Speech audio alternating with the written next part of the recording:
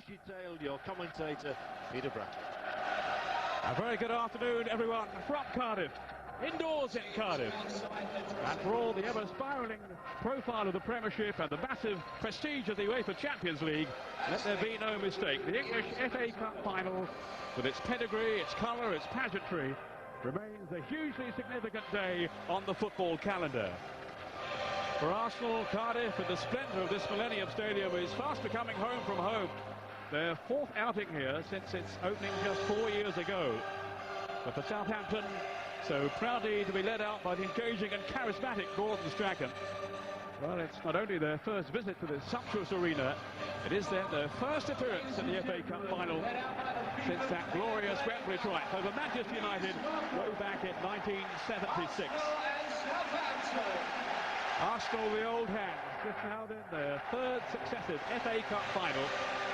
Southampton, the eager newcomers. It's a fascinating matchup, with the Gunners under Arsene Wenger so anxious to gain swift compensation for missing out on the league title by retaining the trophy they won last year. But the Saints have come marching into the Welsh capital, of course, to enjoy the day, but certainly not merely to act as bit-part players on this senior stage. They are confident with this huge backing of their fans too. They won't bluff their line, fiercely determined not to freeze under the spotlight. And they're hoping now to turn in the kind of performance that they will surely need if Arsenal, so imperious for most of this past domestic season, are to be matched and subsequently overcome. Chris Marsden, the pinnacle for him of his 18-year career, just featuring in a match of this stature. It means so much to him. And Arsenal captained by David Seaman in his fifth FA Cup final, and what may well be his finale for the club after 13 magnificent years.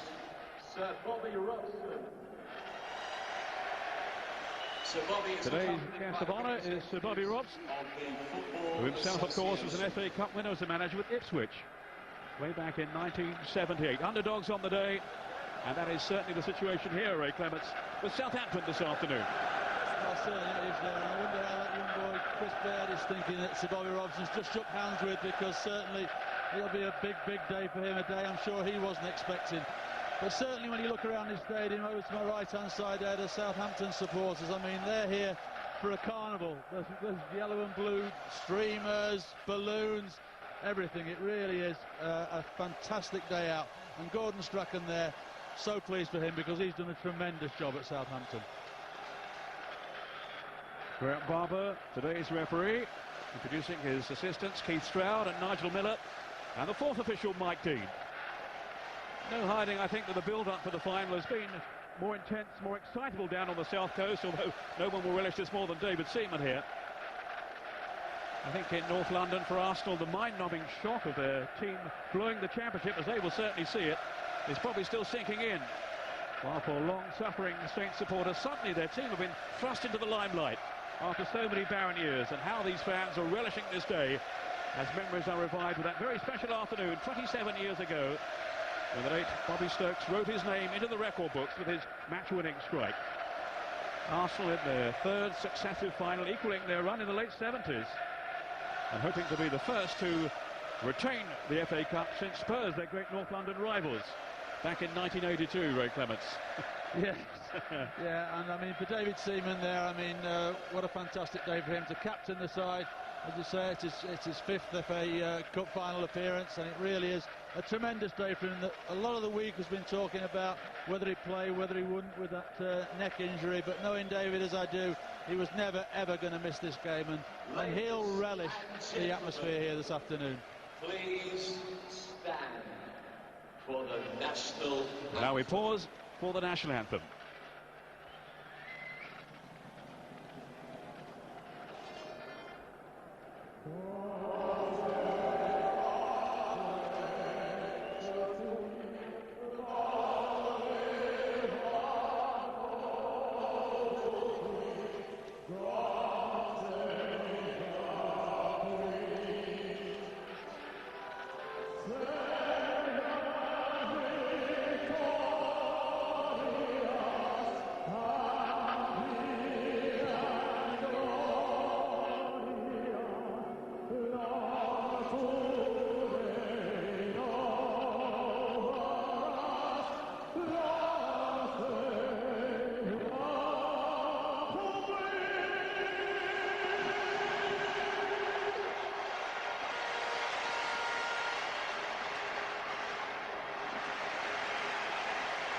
Thank you, Tony Henry. Well, superbly sung as ever. Crowd in great voice too, and it certainly is a fantastic atmosphere, Ray Clements, under this roof. Well, it is. It's you know, it's always a great atmosphere here. But although a lot of people would like the roof open and the pitch open to the elements, certainly I think that it actually generates an even better atmosphere. And as I mentioned before, you look at the two ends of the stadium, you know which team's been here a few times and which team hasn't, because certainly to our right-hand side there, the Southampton fans have been in the stadium for an hour and a half. They've been singing and cheering and balloons, I say streamers. They've taken part in everything the PA announcers asked them to do, so they really are enjoying the afternoon. Contrasting moods really in the opposing camps over recent days. Arsenal still smarting from their Premiership disappointment. Southampton, there is such raw excitement, such elation at simply being here. Let's take a check on the two teams, starting with Arsenal. And even their extensive squad has been fully stretched by a whole string of injuries lately in recent weeks. All the same, it's of course still a very capable side that Wenger can parade under skipper David Seaman, although without Vieira and Campbell in particular, there could well be a chink or two in their armour. At least Martin Keown, Lauren and Ray Parlour are all fit. There's also a place for Oleg Luzhny at the back. At the sharp end, Wenger has opted for Dennis Bergkamp as the chief support act for the incomparable Thierry Henry, with Sylvain Wiltord left on the bench. Yes, I mean, that was the only surprise, I think, that Wiltord was not playing, but of course Bergkamp's got tremendous experience. He'll drop off the front, off Henry, and allow Ljungberg and Pires and even Parlour at sometimes to break forward beyond Bergkamp. So the test for Arsenal will be, can their back four stay strong against the Southampton front two? That's a certainty, because there is one or two players who are playing today that maybe might not be 100% fit. Well, for the Saints, the recovery from injury of the influential Chris Marsden is a real bonus for the manager in midfield. While in goal, as expected, Antti Niemi, the Finnish international, returns now that he's fit again, although it's pretty tough on Paul Jones, who's been outstanding as his deputy in his absence lately. But one big surprise in the starting 11, 21-year-old Chris Baird, a Northern Ireland under-21 international. He comes in for Fabrice Fernandes, the Frenchman, with David Prutton cup-tied. The midfield quartet of Telfer, Oakley, Anders Svensson and Marsden picks itself really. And up front, well, all eyes will be on James Beattie. Well, certainly it will, the top goal scorer, and of course Brett Ormroyd is also starting to score one or two goals as well now, so they'll need him to try and test the Arsenal back four. But as you say, the big surprise is down that right-hand side. Chris Baird has only played one game. He played that in midfield. He's now playing at right back with Telfer in front, and obviously I would think that they're worried a little bit about Robert Pires, so certainly they would have that situation with Telfer and Baird to try and stop him from getting down that side of the pitch. Well, James Beattie is the man. 23 Premiership goals. It's been a wonderful season for him. And now back in the England fold too, on the strength of his consistency right to the back end. But of course, Arsenal with Thierry Henry in the front line for them. Both the PFA and the Football Writers' New Player of the Year. And he has now extended his tenure with Arsenal for at least another 3 years. Graham Barber taking the whistle then this afternoon. It's the pinnacle of his career, of course. And what a day for these Southampton players. Here they are in the FA Cup final. The first time they've made it this far since 1976. And here's the surprise name in the lineup, Chris Baird. He's only 21. And he'll be hoping to settle down pretty quickly, Ray, any early nerves. Well, certainly he will be, but I would think the whole Southampton side will be, because you look at the experience in the red and white, and of course for Southampton there's nobody in their side that's played in a cup final before, and it'd be very interesting in the opening 10-15 minutes to see how they do settle down and can they cope with this sort of atmosphere and play the game that's got the sort of game that's got them to this stage of the season. The Saints opting for the same colours as 1976, the cup-winning year, yellow and blue. A lucky omen, they hope, and many of that team are here today to see the current heroes in action. This is Wainbridge, the England international. Aiming for Marsden, who's come through a fitness test, as has Lauren, as Arsenal's right back today. A lot of late injuries had to be cleared up before the teams were finally announced. Fitting Ljungberg. Looking early on for the pace here, Henry, and he's clear. Great shots! And a terrific play by Antti Niemi. But there is the danger to Southampton, the blistering pace of Thierry Henry. Well, not only pace but strength as well, because Ludwig was desperate to pull him down there and could simply have given a penalty, but Henry was honest, took it on, fancies his chances. But how many times this season have we seen Niemi make saves like that and save Southampton? But a very strong early warning here for Gordon Strachan's team. They have to cope with Henry. V.F.V playing alongside Michael Svensson at the back, and he was certainly struggling against the acceleration of Henry. And he brought him down, he'd have been off. Well, certainly, and certainly V.F.V there kept hold of his shirt when he was in the penalty area, so, you know, if he'd have gone down then there would have been a problem for Southampton. There's James Beattie with his first strike on goal. He'll be hoping it won't be his last, and that the ones he has in future will be better than that. But what a revelation he has been, as has this man, Anthony Amy. I don't think there's been too much down. He will come back in now that he is fit again, although Paul Jones has been playing so well. He got his ankles right, Ray. No, he came out, gave Henry very little of the goal. You see from this angle, V.F.V pulling him. But just look, very little of the goal there for Henry to aim at. He made himself big, Naomi, and smothered it, and it was an excellent save. Here's Dennis Bergkamp, preferred then in the firing line to Sylvain Wiltord. There had been much speculation during the week about which one it would be as partner for Henry. Here's Chris Marsden, very important player for Southampton. He's a good passer, good crosser of the ball, and his appetite and desire really epitomises what Southampton are all about. They have grit and they have determination. This is Anders Svensson, then to Marsden. Good delivery too. Arsenal just about coping.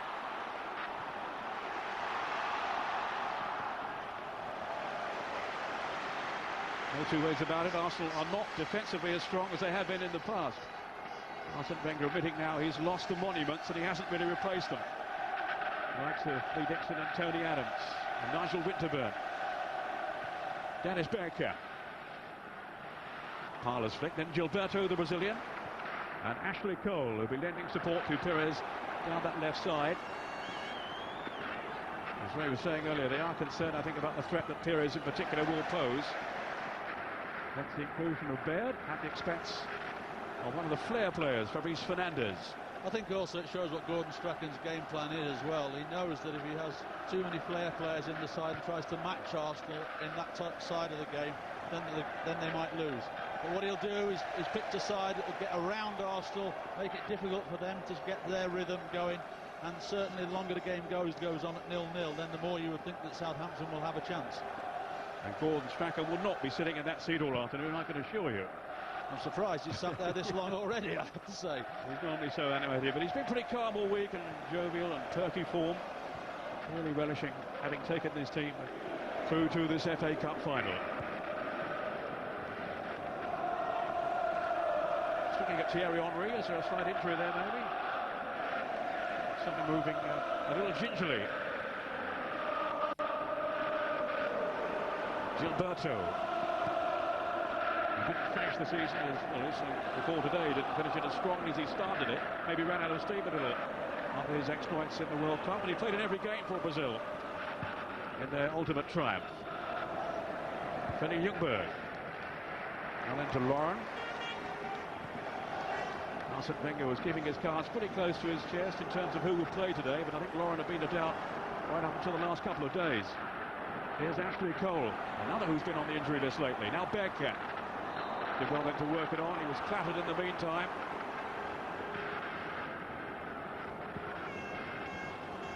Challenged by Anders Svensson, the Swede.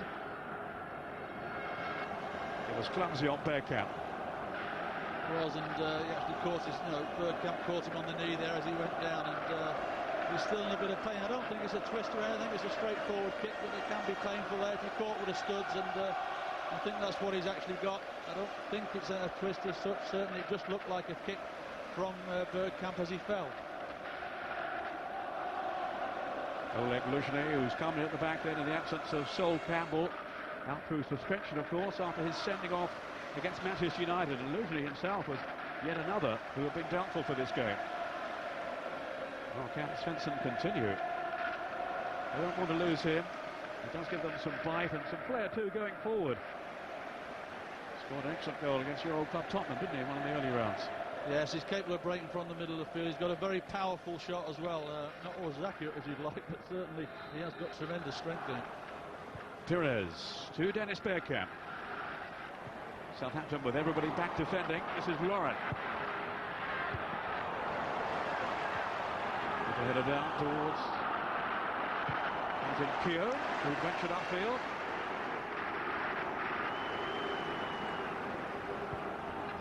Keogh only came through a fitness test this morning, we gather. And they really need him without Campbell. Cole looking for Henry. That was Michael Svensson. No relation to Anders. Got on marauding up front. He's full of running. Very lively, very vibrant. What a rags to riches tale for him. Only a few years ago he was playing non-league football and working in a textile factory.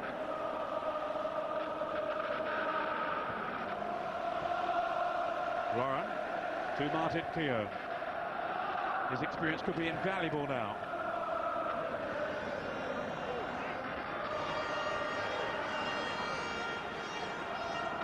Such a worrying moment early on for Klaus Lundekvam. Do you feel they've settled a little since then, though, Ray? I think so, yeah. I think they've started to get closer to Arsenal in this last 3 or 4 minutes and not allowed them to play too many pretty passing movements. And they're going to have to do that for 90 minutes if they're going to win this game, Southampton. That's a certainty. But it showed that if you don't keep that going, then this man on the ball now can cause you a problem. Henry, faced by Wayne Bridge. Just collided inside, and then Amy lost it. It was Bergkamp, cleared off the line. Young Baird who got back. Lauren. Arsenal sweeping forward again now with Henry. He is such a danger, such a threat. Matt Oakley. As Henry fell heavily to the ground, getting some harsh treatment, he can expect more of that, I would think. The game plan from Southampton will be to close them down, keep things tight, and certainly keep a very, very watchful eye on Henry. Martin Keogh managing to tackle himself then somehow. Lost his balance for a moment, but no harm done. It's a foul by Dennis Bergkamp on Klaus Lundekvam. There's Chris Baird there. There's a vital clearance off the line. I mean, Henry's had 2 half chances and forced Naemi into saves. Here we're saying there seems that he can go nowhere at this time, but just that little bit of pace. Naemi spills it, and then Bergkamp from a very acute angle. I'm not sure whether that was going in or not, but Baird couldn't take the chance. He's in the right place and gets it away. Here's Marsden. It's only young Baird's 4th senior outing. He did start the final Premiership game, the win away to Manchester City, playing in midfield. And he also came on as a substitute in the 6-1 thrashing of Southampton by Arsenal at Highbury just a couple of weeks back now in the league. And there's the first save that Seaman has to make. Not too difficult one from Michael Svensson, but he's got his hands warm. He has, yeah. I mean, it's a long throw. Svensson arrives very late, makes it difficult for the Arsenal defenders to pick him up. Managed to get a head on, but no real power. And of course, David Seaman, it's like picking cherries off a tree for him. And your record has gone today. You were the oldest goalkeeper, and I keep reminding you of it, to play in the FA Cup final in the modern era. David Seaman is now at 39, older than you were. I'm actually quite happy that's one record I've lost now. Just between you and me and about 500 million people. What age were you then? I think I was 38 and a half, so he's done me by about a year, I think. This was 87, the Coventry game. Correct, yes. Which you lost. Here's Svensson. Didn't need reminding of that either. Up by Oakley to Chris Baird. Waved by Luzhny. Playing out of position, really, in the central defence. He's more of a fullback. Although he's had to play in the centre on quite a few occasions this season, for one reason or another. 10 minutes gone. A miscalculation then by Ray Parlour, who has the role vacated by Patrick Vieira in midfield. Parlour, I'm sure, would have captained Arsenal today, had this not possibly been David Seaman's last appearance. Now that's Bergkamp and a wonderful pass to Thierry Henry. Just couldn't finish it off. But what vision then from Bergkamp to locate it. That was an absolutely incredible ball. Lundekvam is going absolutely mad at this left-hand side. They're allowing Bergkamp to put balls in like that, but it was inch perfect. And I think Henry will be disappointed that he didn't finish up stronger than that. But now at the other end, the endeavour of Brent Ormrod has earned a corner for Southampton. Well, this is the pass, and he takes it onto his left side. V.F.V sells himself, but Henry still decides to strike it, and it's a comfortable save in the end, but really it was the pass that was everything there from Bergkamp. Well, it must have been a tough call for Arsene Wenger, either Wiltor or Bergkamp up front. He'll be feeling at the moment he's got it right. Michael Svensson hoping to make his presence felt in the centre. David Seaman stayed at home, and that proved to be the right decision as well.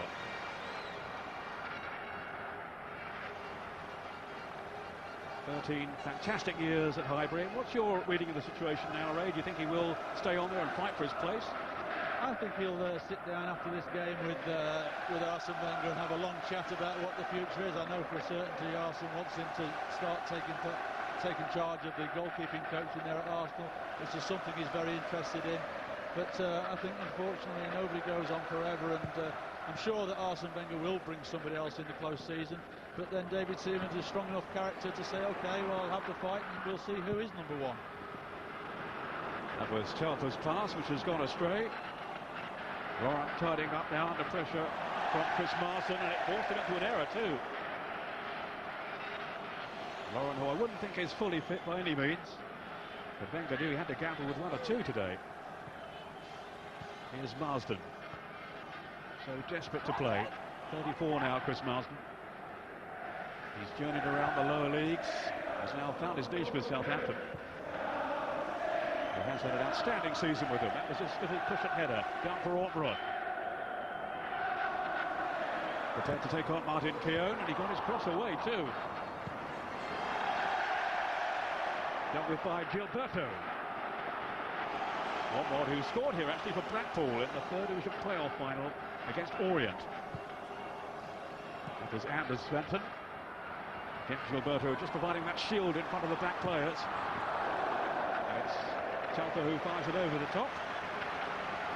And they're going to impose themselves a little on Arsenal now. Well, that'll be a pleasing passage of play for Gordon Strachan and Southampton, because in that last 3 or 4 minutes there, they've forced Arsenal into unpressurised errors. Arsenal have given it away needlessly. We just saw with that shot from Telfer, it came from a sliced clearance there from Ole Glesner. So certainly it's the plan that Gordon's put in place is starting to work, but we've also seen that in Thierry Henry, he's had 3 opportunities already in this game to put Arsenal 1-0 up, and certainly Southampton are going to have to get tighter on him, otherwise they're going to pay a heavy price. Here's James Beattie, foraging up front. We saw Arsene Wenger just glancing up at the roof moments ago. It's the first FA Cup final to be played indoors. He shut the roof a couple of hours ago now after some heavy rain in the area. Pretty humid atmosphere. It's certainly a sizzling lot too. Beattie is the target here. Keown to bail Arsenal out. Well, initially anyway, and then it's Michael Svensson. And that's 2 opportunities he's had now. Well, it is unfortunate the 2 opportunities that have come Southampton's way have fallen to the wrong person, really. If that had been James Beattie, it might well have been 1-0. But certainly Svensson in the right place. Unfortunately, the technique not quite good enough. Doesn't get over the ball, as you see there, and it flies aimlessly over the bar. But that's 2 long throw-ins now Southampton have had, and they've had half chances from both of them. Fairness to Michael Svensson, he has popped up with a few goals this season, including one, the winner indeed, at Manchester City on the final day of the Premiership campaign, in which Southampton reached their best ever 8. This now is the icing on the cake to appear in this FA Cup final. Ray Parlour for Arsenal. The scorer last year, of course, in the 2-0 win here over Chelsea. Fitting Ljungberg getting the other one. And he is hoping today to become the first man in FA Cup final history to score 3 years in a row. Ormrod now for Southampton. This is Bridge. Ashley Cole with that headed clearance. Perez couldn't get there though.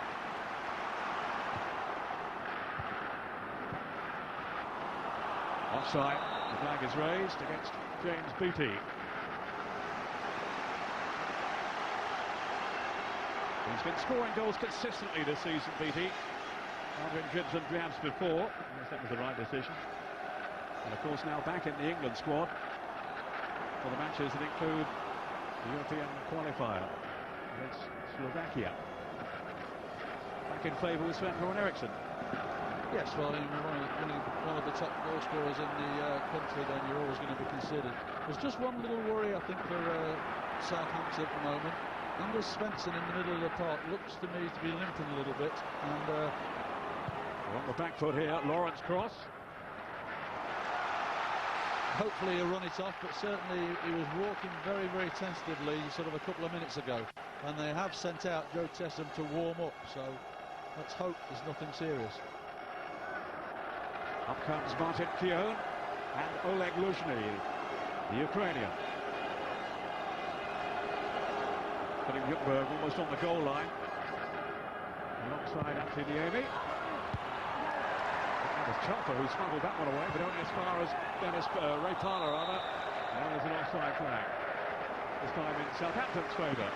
Gordon Strachan is now patrolling the touchline over there. Frantically gesturing towards anyone who cares to listen. I don't think anyone can hear him in this noise. No, I think he's talking to himself, I think.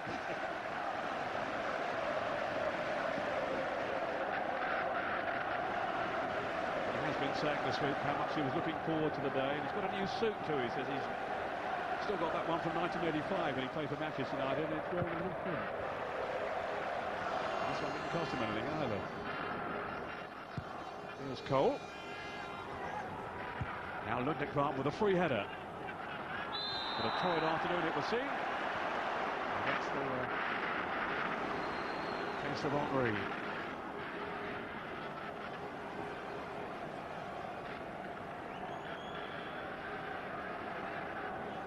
Matt Oakley organising this free kick. Another who has really shone under the leadership of Gordon Strachan. Now can he find the head of BT? Or Ortrod. It's Svensson again in a threatening position too. There's Warren who heads out for the corner. They will be sensing, I think, Ray, that it's in the air. They might get some joy. Well, certainly they've got Southampton have got some powerful players in the air, particularly BT, Lundekvam, Svensson, Ormroyd. They're all very, very good headers of the ball, and this is one of the areas now at set plays where they need to be strong, Arsenal, because already they've conceded a couple of half chances from set plays. Here's Matt Oakley with the corner then for the Saints. Anders Svensson.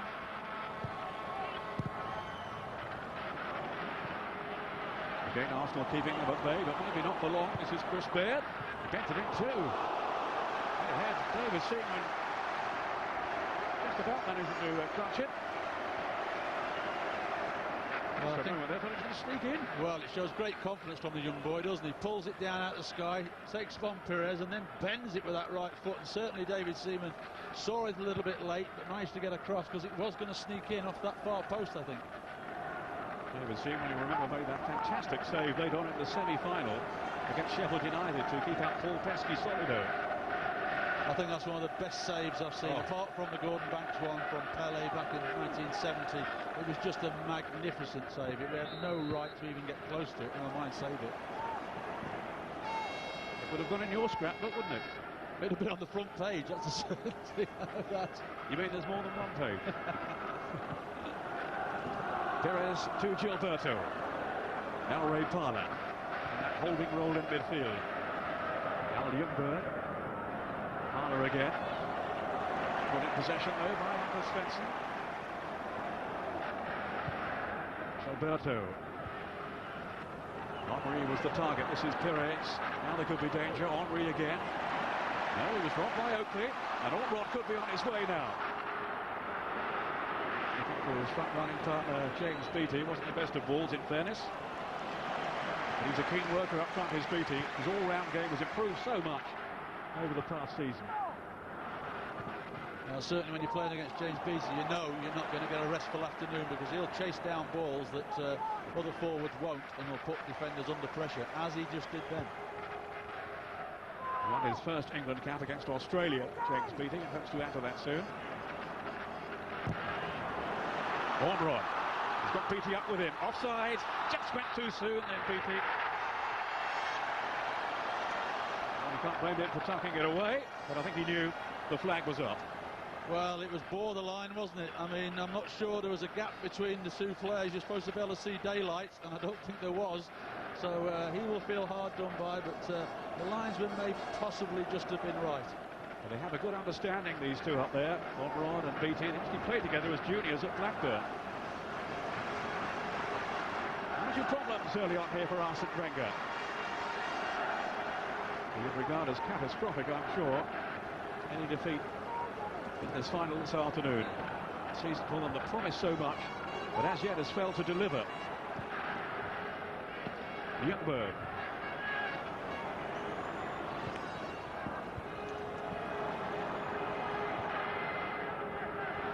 Marsden back in defensive mode against Ljungberg. Now it's Ray Parlour. He hasn't necessarily been a fixture by any means for Arsenal this season, Parlour. He never lets them down. Always comes in and does a good job. So does this fellow, Henry. On his bike again, his bicyclette. Freddie Ljungberg. But failing to outwit Wayne Bridge. Interesting comparisons today, Ray. Wayne Bridge for Southampton on the left, Ashley Cole for Arsenal on the other side, and of course both vying for an England place. Well, that's right. The great thing for Sven is that he's got two left-sided players in Wayne and Ashley. There is not a lot to choose between them. They're both excellent fullbacks going forward and defending. Both got great pace, and certainly that's one area of the England team that there isn't a weakness for a number of years to come. Good play then by Telfer. Lawrence missed it. This is Marsden. BT making a dart into the box. Just couldn't make contact. But another scare then for Arsenal. Here's Oakley. Telfer. Going in for Anders Svensson. He has quick feet. He's done well too. Still Svensson. And away for the corner. Their confidence is growing. Certainly they're the side that's on the up without a shadow of a doubt. I would think Arsene Wenger will be disappointed in one or two tackles that went in there. Certainly you'd expect Svensson not to get that freedom and to walk through that tackle as he did with Ljungberg. So this will be giving Southampton and their fans tremendous confidence. Southampton very much the underdogs coming into this game, but giving an excellent account of themselves so far, despite those early concerns caused by Henry. That was Keogh. And a good challenge from Chris Baird. And so far so good for Gordon Strachan, who's never been a loser in a cup final. He's featured in 4 now. Both sides of the border. For Aberdeen up in Scotland.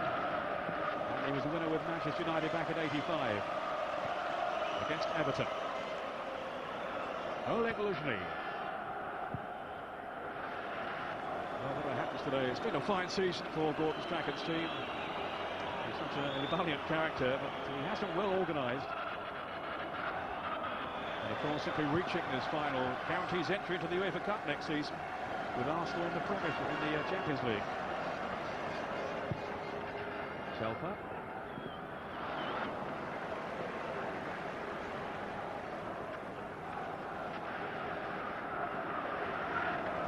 Keogh.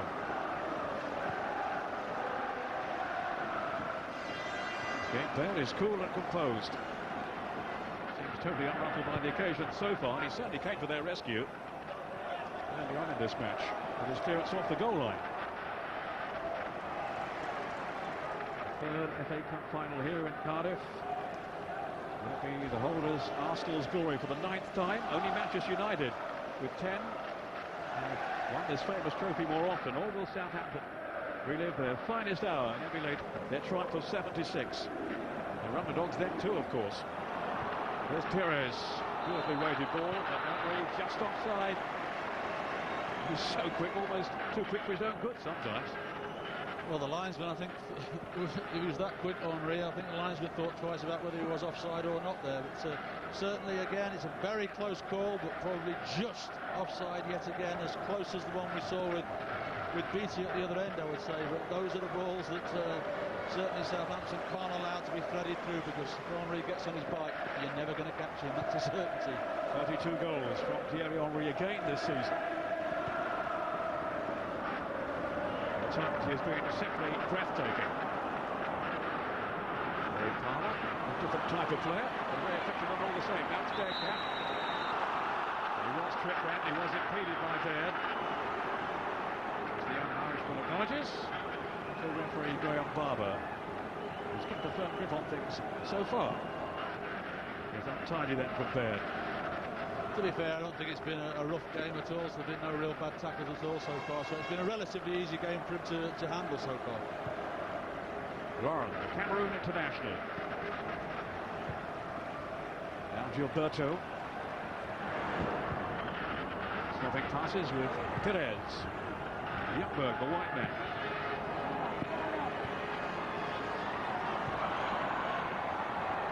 Now Gilberto. And Perez.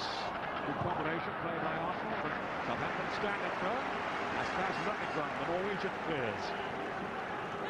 Something of a cult figure he is with the Saints fans. He's never scored for the club in his 7 years. I tell you what, he wouldn't mind getting one today, would he?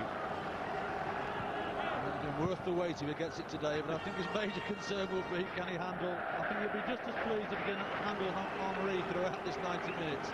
He's had 1 or 2 nervous moments already. In fairness to him, he's been pretty consistent down the season to Arsenal Victor. And there's formed a decent partnership at the back. With the other Scandinavian there, Michael Svensson.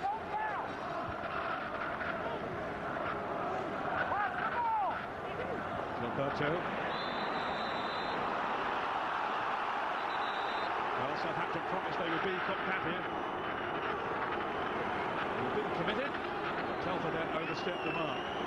Well, from here, I have to say, it looked as though he made contact with the ball first. There's the ball, and his follow-through catches Gilberto, but there was nowhere else for him to go. I mean, certainly it was a hard tackle, but he certainly made contact with the ball first. You know, as we see it, there's the ball, and he can't do anything else but catch Gilberto afterwards. Sums up the way that Gordon Strachan's team have set about their task this afternoon. There is so much desire and spirit about them, and they will feel like that's the way they have to play. Well, yes, I mean, I'm sure that was the game plan, that they need to get in and around all of the Arsenal's talented players to make sure they're not allowed time to get into rhythm and their passing that they can do so well. But for me, that was a little bit harsh. I thought it was a good tackle. And some people like Tommy Smith would not have survived in this game, I don't think. Some of the tackles that are not allowed these days.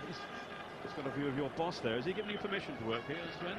Yes, he said I could have today off, but report for the squad tomorrow lunchtime, please. He's got a few contenders to weigh up here. Rujni's kick. Henry has gone down. Still not moving too freely, much to Southampton's relief. Bridge. Omrod chasing. And he will chase all afternoon, that's for sure. And he was taken out then by Keown. That was completely mistimed, and I think that will have to be the first caution of the afternoon. Well, that was a reckless tackle, wasn't it? I mean, Omrod is going absolutely nowhere. The ball's probably going out of play, and it's just a tackle from Keown, which a man of his experience really shouldn't have made, because there was just nothing to be gained from it. Absolutely nothing to be gained from it. And it now puts Southampton in a dangerous set-play situation again. And he walks the tightrope for the rest of the final. Keown, who didn't start last year's game, he did come on as a sub, though, late on in that win over Chelsea. Of course, he's been such a stalwart for Arsenal down the years. He might be tested again here. Seaman retreated, but no harm done. It will be a free kick and response from the Gunners. Front runners in the Premiership for so long, but finally overhauled by Manchester United's overwhelming desire. And they're going to have to match Southampton in that department today if they are to cut through.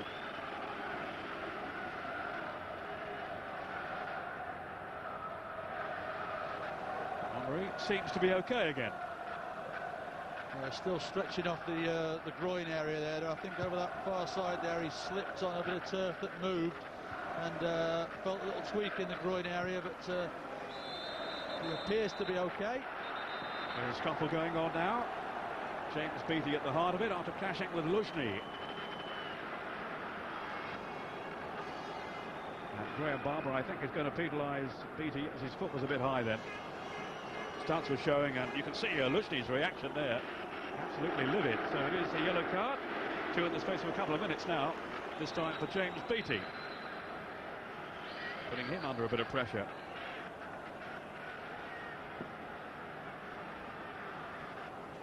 But no question they have not come here, Southampton, just to enjoy the day. All credit to them for that. Here's Luzhny. Lauren asking a lot of Bergkamp. Michael Svensson had stayed with it. Now it's Bridge. The only local-born player in the Southampton team. He and his dad Mick used to watch the Saints when Wayne was a youngster. Niemi here came from Hearts, and his old teammates have sent him a good luck card for today. Although all the post, he probably hasn't seen it yet. Been so much excitement down on the south coast.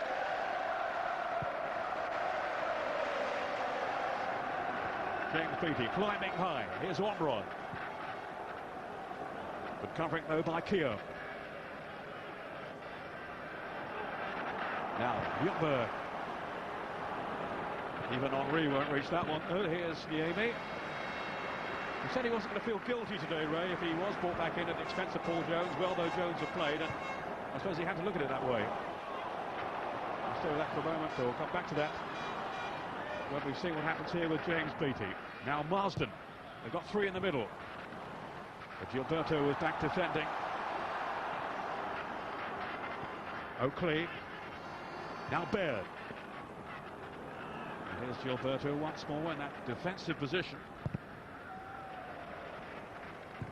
Here it is. They was caught from behind. Free kick to Arsenal. Yes, I was saying that about Niemi and Paul Jones. Yes, no, I think Paul Jones is an excellent goalkeeper, obviously the Welsh national goalkeeper, and certainly when he's come in the side, he's done very, very well as well. But Niemi has been outstanding for Southampton. You know, some of the games I've seen this year, certainly without him there, they would have been beaten, and he's made some incredible saves, and quite rightly has established himself as number 1, and being fit, comes back into the side. And he showed his composure early on with that save from Henry, which is taking on added significance now, you feel. Had Arsenal gone into an early lead, Southampton might just have frozen, but as it is, there's not much to choose between the two sides. Well, there isn't. You're totally right there. If they'd have scored in those opening couple of minutes, then it would have been very difficult for Southampton. But Southampton have settled. They've upset Arsenal's rhythm without a shadow of a doubt. Just giving away a silly free kick here, but certainly I'm sure Gordon Strachan will be the happier of the two managers at the moment. Dennis Bergkamp will float this one over. Keogh making a late run. Blind Luzhny up there. Made by Michael Svensson to Anders Svensson. But now it's Lauren. Southampton stepping up. There's no flag. But they might just count Arsenal on the rebound here. Seaman had to have his wits about him. Bergkamp. And for once he got it horribly wrong. Doesn't happen too often. But Southampton really warming to the occasion. And they have threatened David Seaman's goal on 1 or 2 occasions already. But David yet again showed his experience, a good starting position when the ball was played over the top there, and just took charge of the situation, because Ashley Cole was under a little bit of pressure from Beattie, but certainly when David came out, he knew exactly what he was doing. I've seen him do that a few times in head tennis, actually. He's not bad with his head.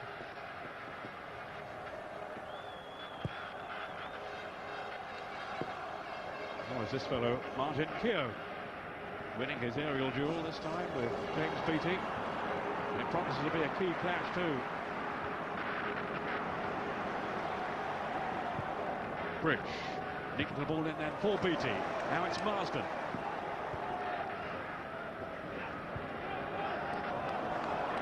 Ten minutes of the first half to go. And it's Chris Marsden on the ball again. Now Bridge.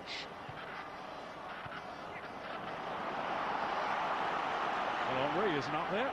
Ray Tyler making the burst. And Svensson. Quite relieved it wasn't Henry, I would think. Bit of difference in pace between the two. Lauren. Brett Ormrod upfield is just limping at the moment. There'll be 2 more doing that now, I would think. Beattie again colliding with Keogh. Not a lot of love lost between those two so far. And Svensson. Bearcat hovering with intent. Chris Baird was there.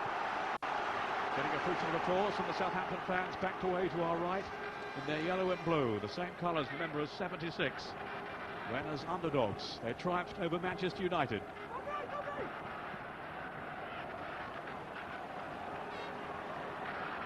Perez, cannoned off Wayne Bridge.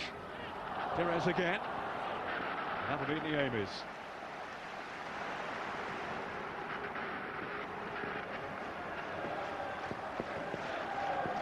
There really has been such excitement for Gordon Strachan and his team in Hampshire. Been a huge buzz around the city really from the moment they beat Watford in the semis.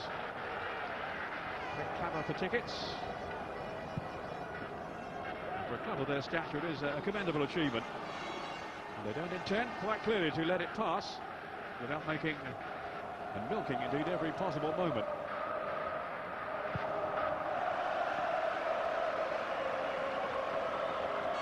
Henry beaten by Lundekvar. Not really his strength. Thierry Henry beating players in the air, but on the ground he's absolutely deadly. Matt Oakley.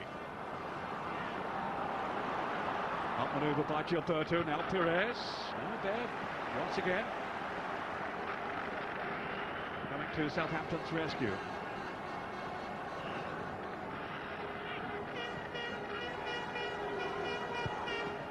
Lauren. Marsden closing down on it, but it's Parler here. No real width though. Henry, now Bearcat. They did Paul Ljungberg, and then Perez. Yes! Arsenal take the lead on 37 minutes. Robert Perez. I was only just thinking to myself how quiet Perez has been in this opening 37 minutes. And then, as all great players do, they pop up with something. Southampton will be disappointed. Lovely ball from Henry and from Bergkamp. To be fair, Ljungberg's touch wasn't the greatest to start off with. It looked like the chance had gone. But once they get a little bit of luck, it rebounds off Lundekvar there. And there's Perez. He doesn't miss the target from there. And although Niemi got a hand to it, there was nothing more he could do with it. But they have a little bit of luck here when the Bergkamp pulls it back, because certainly Ljungberg's touch wasn't the greatest. We get a block on it, but there it just rebounds to that man there. And as I say, we've seen him, he doesn't miss chances from that sort of range. Well, there have been questions posed about their defensive deficiencies, maybe their lack of organisation and drive without Vieira, but there's no mistake. Their attacking players have such flair, as underlined then by Robert Perez, the French star. And they've got a few of those in this team. As Ray was saying there, he'd been pretty much subdued, and then suddenly you see the best of him, and you see the real threat and danger of this Arsenal team. Here's Henry. Taking on Lundekvar. Putting back to Perez, who arrived late on the scene then. And I think the presence of Telfer just did enough to distract him. Well, again, just look at him accelerate, Henry there. Leaves everybody for dead. Looks up, waits for Perez coming into the box, pulls it back, and it's just slightly behind Perez there. He just can't wrap his foot around it. But great play again from Henry. And he's the one player at the moment, no matter what Southampton do, they can't cope with him. He's so jet-heeled, isn't he, Henry? And there is space down this right side that he is exploiting. And he picked up the late run out of Perez.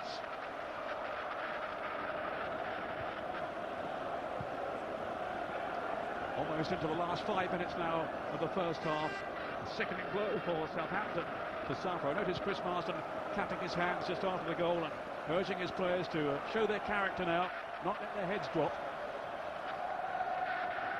But it was a goal to stun them from Perez. His 16th for Arsenal this season.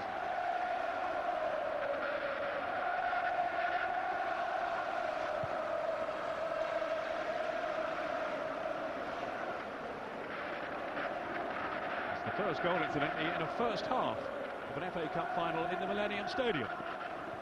Gilberto with Bearcat. Arsenal buoyant at the moment. Here's Parler.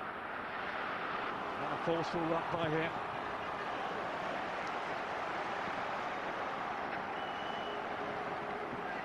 Such a different type of player to the player men around him, Ray Parlour. Very important for them, isn't he? Well, you've got to have a balance in your side, and Ray Parlour gives them that. He's such a strong runner, box to box.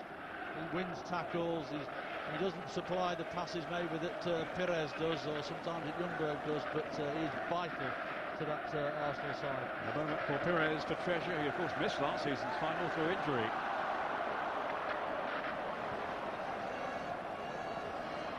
Caused him to miss out on the World Cup as well. There's Cutler with a hefty challenge. Just fought for a moment there. Graham Bible was reaching for the notebook. But only a reprimand this time for the Arsenal midfielder. Actually only played in just over 20 games this season in terms of starting matches, Ray Parlour. Over 400 senior appearances in all. And he is very much a part of the scene at Highbury. Rightly so. Good jump on by Beattie. Now Bridge.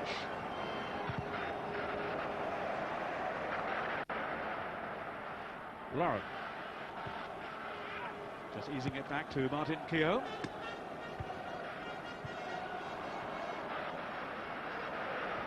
Both the goals against Chelsea came late on last year, of course, and the year before that.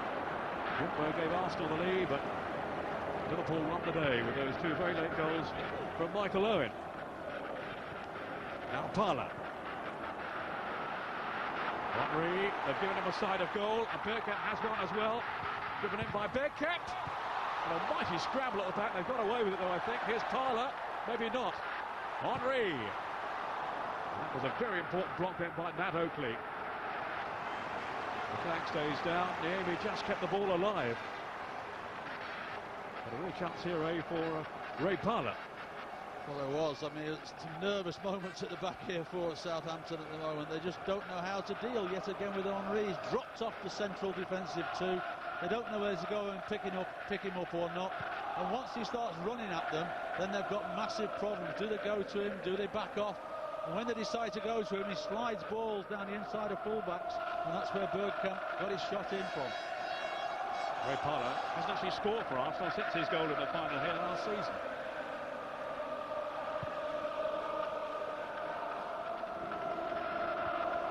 McVeigh and Gilberto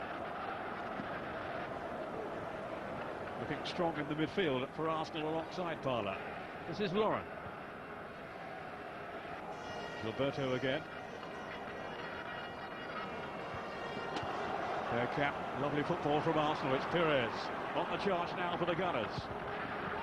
Ashley Cole up there with him.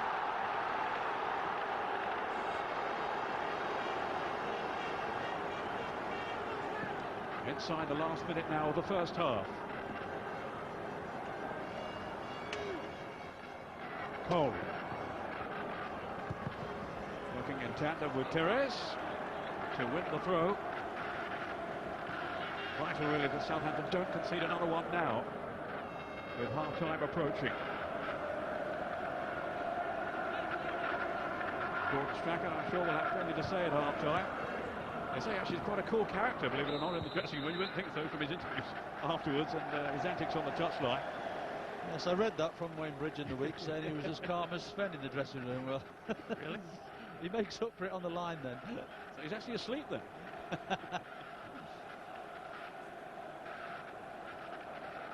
Well, they weren't calm then. They were very, very excited, and understandably so. It's been hard going for Wenger's team so far.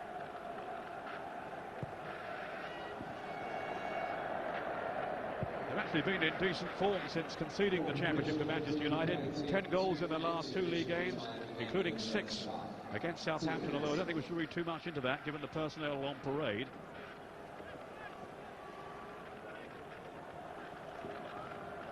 Two extra minutes to be added on here.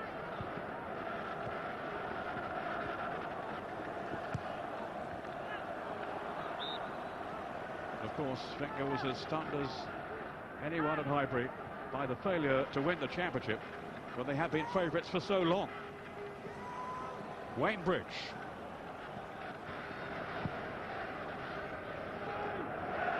Lauren. Not a natural right back, Lauren, but he has settled in well there since Lee Dixon retired. He's a good athlete, and that might make up for any other deficiencies he has as a defender. Marsden. Not really influenced the game so far in a way that Southampton might have liked. No, as I say, until the last 10 minutes, Southampton will be pleased with the amount of play they've had, and they've messed up Arsenal's pattern of play. But in terms of, they've had a couple of half chances from set plays, but in general play, they haven't really upset Arsenal yet, and that'll be something I'm sure that Gordon will be talking about at half-time. Southampton in their 4th FA Cup final. They had to at the start of the 1900s, and then of course 1976, their big year. It's been a long wait, and now they intend to make the most of this occasion. But not easy against a team of Arsenal's quality, even without Campbell, without Vieira. Here's Lauren. There is the half-time whistle, and it's advantage Arsenal at this stage, thanks to the goal from Robert Pires. Certainly Southampton have had their moments. They might have scored. One or two scary situations for David Seaman at the other end.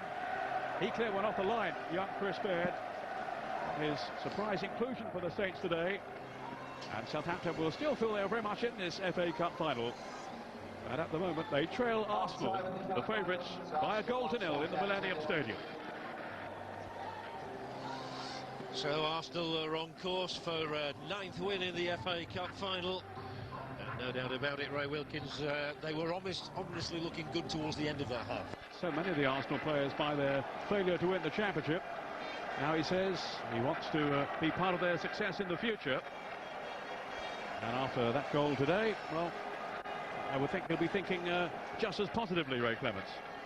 Yes, I'm sure he will. I mean, he's a tremendous asset to Arsenal Football Club. I mean, he's got an awkward running style. He doesn't look like he's covering the ground, and yet whenever he goes to beat somebody, he just not only goes past them, but then leaves them for dead. He really has got a great change of pace, got great vision, and of course, for a midfield player, he scores vital goals as well, as we've seen today. So somebody like that is a massive asset to a club like Arsenal Football Club.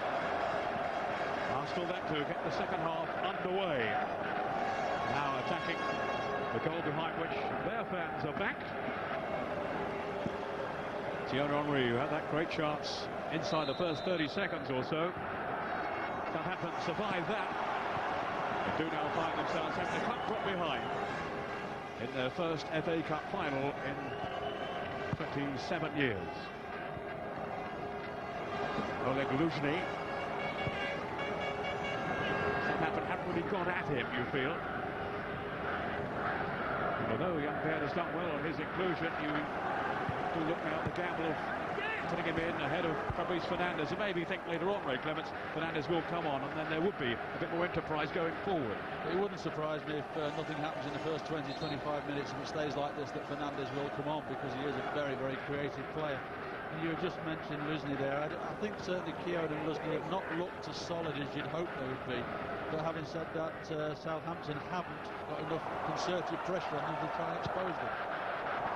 The ball clearance sent to by David Seaman. Chalfer. Now Baird. This is Watwood. A clever turn too, and that was Luzhny covering. Southampton can take heart from that. Promising moment in this early phase in the second half. Well, one led by Anders Svensson, and then by Longzek Michael, Baird, and Oakley, who actually had a couple of years with Arsenal early on in his career, and then rejected them. This is James Beattie. Typically a belligerent piece of front running from him, but nothing to show for it. No, he thought he could do Martin Keown on the outside there, but his first touch was just a little bit heavy, which meant he was always struggling to put it back from the line, and consequently he knocked it out for a goal kick. But as I say, we've just seen Brett Ormond with a wonderful little turn, which eliminated Ashley Cole, and nearly got a chance from that. And of course we've just seen James Beattie there at the edge of the box, prepared to have a go at Martin Keown. I'm sure that that Gordon Strachan would have said to Ormroyd and Beattie, you really do need to get at these two centre-backs, because as good as they can be, don't think either of them are 100% fit and are therefore could be got at this afternoon. As Keown in particular seemed to be struggling at times. Remember, he's had this hip or thigh problem all week. Didn't train, I don't think, on Thursday, and he'd been a big doubt almost up until kick-off. Good to see Kolo Toure warming up during the break. As a possible replacement. Here's Keown now. So much success over the years with Arsenal. Maybe a swan song for him, with Arsene Wenger saying he's definitely going to buy another defender, and he says another goalkeeper too, but David Seaman won't listen to that. He'll listen, but he's strong enough character to say, well, you're going to fight to get my place, that's a certainty. But for England now, Ray, that is it, is it? Well, I think, Sven has said that let's look at what happens at the start of next season, because at this moment, nobody, including David, is sure exactly what's going to happen at the end of this season. So I think Sven is waiting for the start of next season. The door is not closed, but obviously he's got to be in that first team at the start of next year. Here is Matt Oakley. He's had his best season really so far for Southampton, a season that began actually with Gordon Strachan not guaranteeing him a place. But he's won him over. Can he now force his team, or help force them, back into this final? Decent cross. That was Keown underneath it. And a bit of pressure too then from Michael Svensson.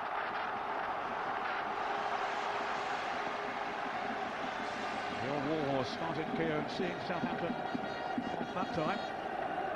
But now they have a corner to contend with. Oakley will take it. Michael Svensson just on the edge of the 6-yard box. Beattie inside it. So is Ormrod, the hero of the semi-final in the win over Watford. Called over. Seaman just getting his foot to it. That was Lundekvam. I'm sure he intended that. He's found Oakley. Then Anders Svensson to take it on. Beattie's head up. Well, a real opportunity given his prowess in front of goal, the form that he's been showing this season. Yes, it was really. He got across the front of Martin Keown there. It's a good ball in, and Beattie gets across the front of Martin Keown, but just skins off the outside of his head there and wide of the post. But he'll be disappointed he hasn't got that on target. Not an easy opportunity for him, but certainly one during the season he would have hit the target with. He is such a good all-round, old-fashioned type of centre-forward, Beattie, that that's his real strength in the air. But even though he didn't make the most of that chance, he certainly raised the spirits of the Southampton fans here. Passed away to our right. Now it's Philly Ljungberg threatening to skip through. And Dennis Bergkamp. Ljungberg wants it played into the middle. Henry is up as well, still Bergkamp. Thaler taking it up for Gilberto. Maybe heard the footsteps of Fred Altman behind him. Southampton's got a man down in the penalty box. Lundekvam, I would think. Perez. And sportingly, Thierry Henry playing the ball out. It is indeed the Norwegian Klaus Lundekvam. Yes, I think Lundekvam felt the tackle from Dennis Bergkamp. Lundekvam went to win the ball, and Dennis Bergkamp also went in, and Lundekvam has come out the worst of that. Here we see the tackle there. Lundekvam goes to clear, and of course there Bergkamp tries to block and just catches the right ankle of Lundekvam there. Lundekvam, who was Graham Souness signing for Southampton, his 7th year now. He has certainly had his hands full today with Thierry Henry and Philly Ljungberg. No sign for the Swede as yet. Well, the goal he hopes to create a bit of history. Yes, that was the moment when he caught him in Bergkamp. Nothing too sinister, but the foot was left in and there was contact. Yes, I think it was safe. I think Bergkamp was certainly trying to get a block on the ball, and of course Lundekvam was trying to clear it, and sometimes you get those clashes.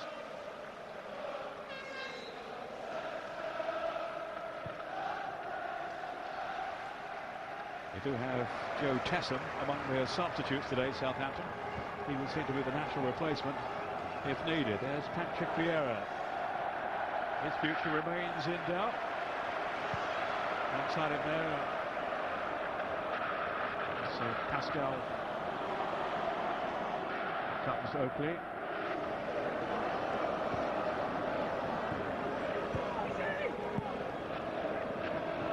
Pascal Sigan, sorry, I didn't give his full name then. I was distracted. Here's Gutenberg. Now Gilberto. This is promising for Arsenal. Dennis Bergkamp. Just made that bit of room for himself. It's beaten away, but not too far. And then into the side netting from Freddie Ljungberg. He's squandered his big moment. Well, I bet he can't believe that he's missed this. You know, Bergkamp does well, brings it back onto that favourite right foot of his. How many times have we seen him bend that in? Amy really should have knocked it wider than that, but it's a great opportunity for Ljungberg there, and he will know that it should be 2-0 to Arsenal now. Because when we see it from this angle, I think he's got an awful lot of the goal to aim at here, and harmlessly puts it into the side netting. Yep, he really knows he should have done better there. Hoping to be the first man in FA Cup final history to score 3 years in a row. Perez. Michael Svensson is the last defender. Look at that. Back in the fray, but not looking that comfortable. So Gordon's backup may have to contemplate a change.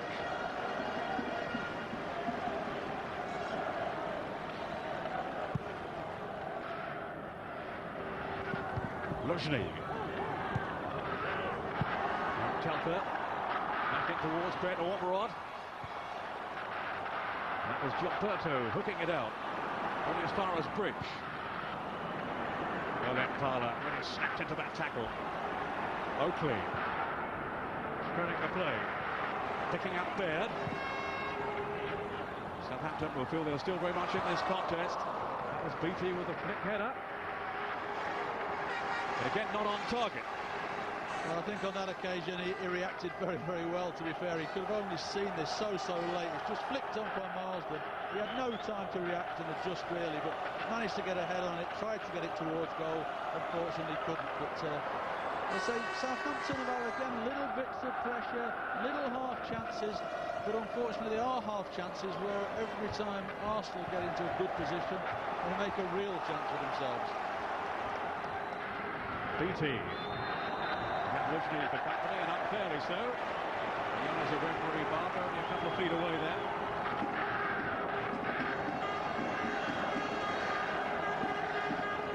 Now will Oakley take the responsibility here, or Beattie? He seems keen enough. After this goal scoring record, you wouldn't argue. He's not going to try one from there. It's much more of a threat in and around that penalty box. Matt Oakley. Marsden went darting across, hoping to leave some space behind him for BT to exploit. And they have got a corner out of it. Again, those yellow and blue flags away to our right are waving.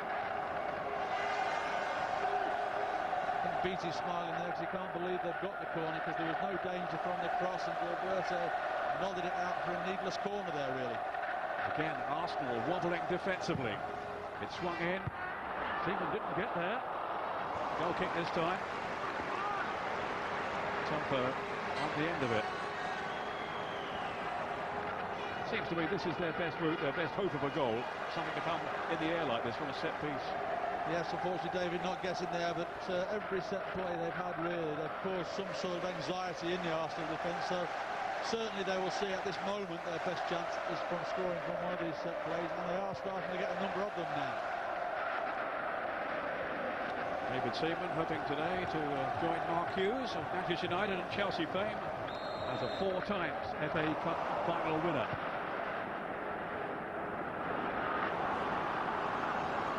Bridge for Southampton. And Michael Svensson onto Oakley, seeing much more the ball now. Again directing the traffic towards that Arsenal goal. A strong, sturdy challenge there from Gilberto, and now is Henry. And he's going to run on goal here.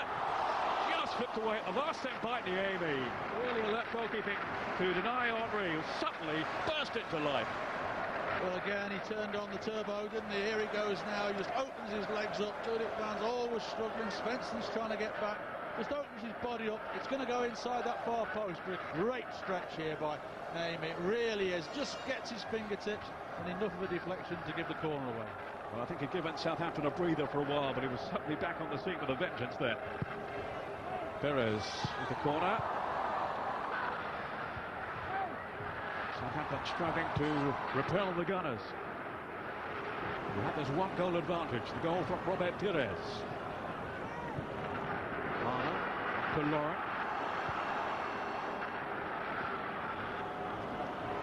He's curbed his natural instincts to get forward in this game, Laurent. He's got Pires, of course, ahead of him. Bridge, short mistake by him. Set up for Ljungberg. And it was a crucial challenge then from Lutnick.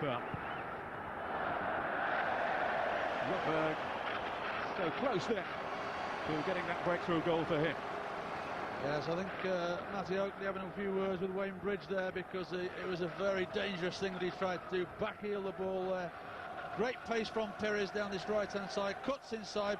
Bridge gets himself across it, his body across him, but instead of letting it go out, gives the ball back to Pires, and it's only a tremendous block from Ludwig Van that actually stops the goal being scored. Well, he bailed him out there, didn't he, the Norwegian?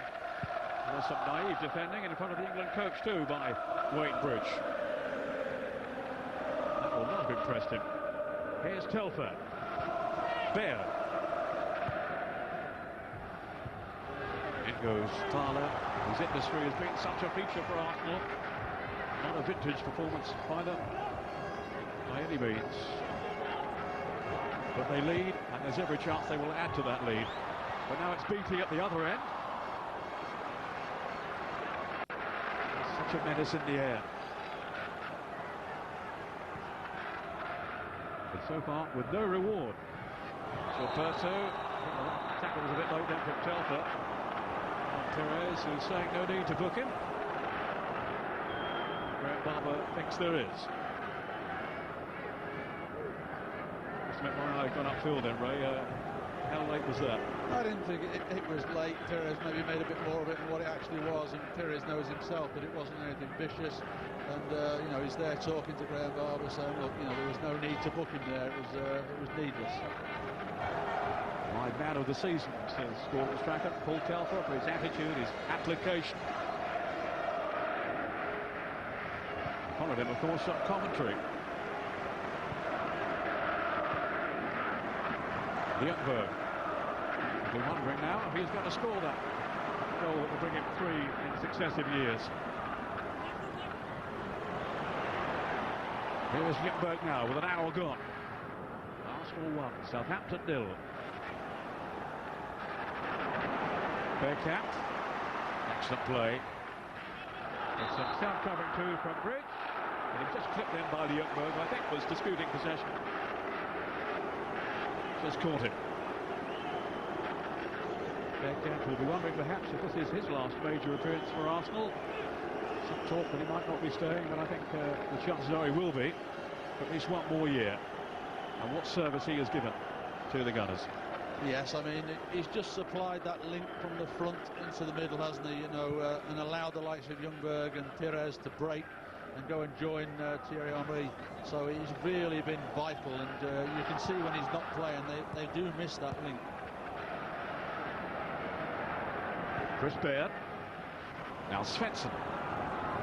This is Oakley. Southampton building patiently, just hoping for a breakthrough of some kind.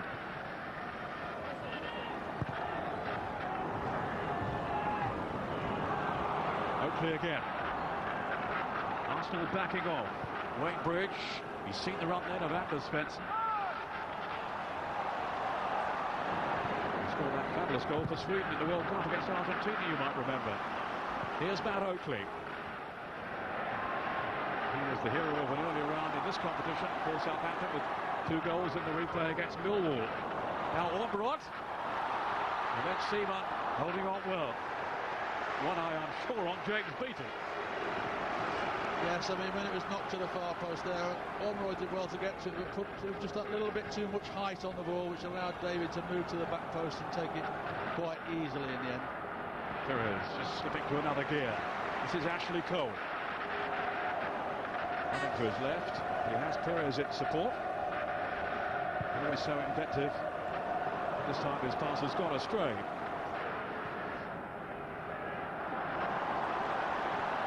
Now Chris Marsden.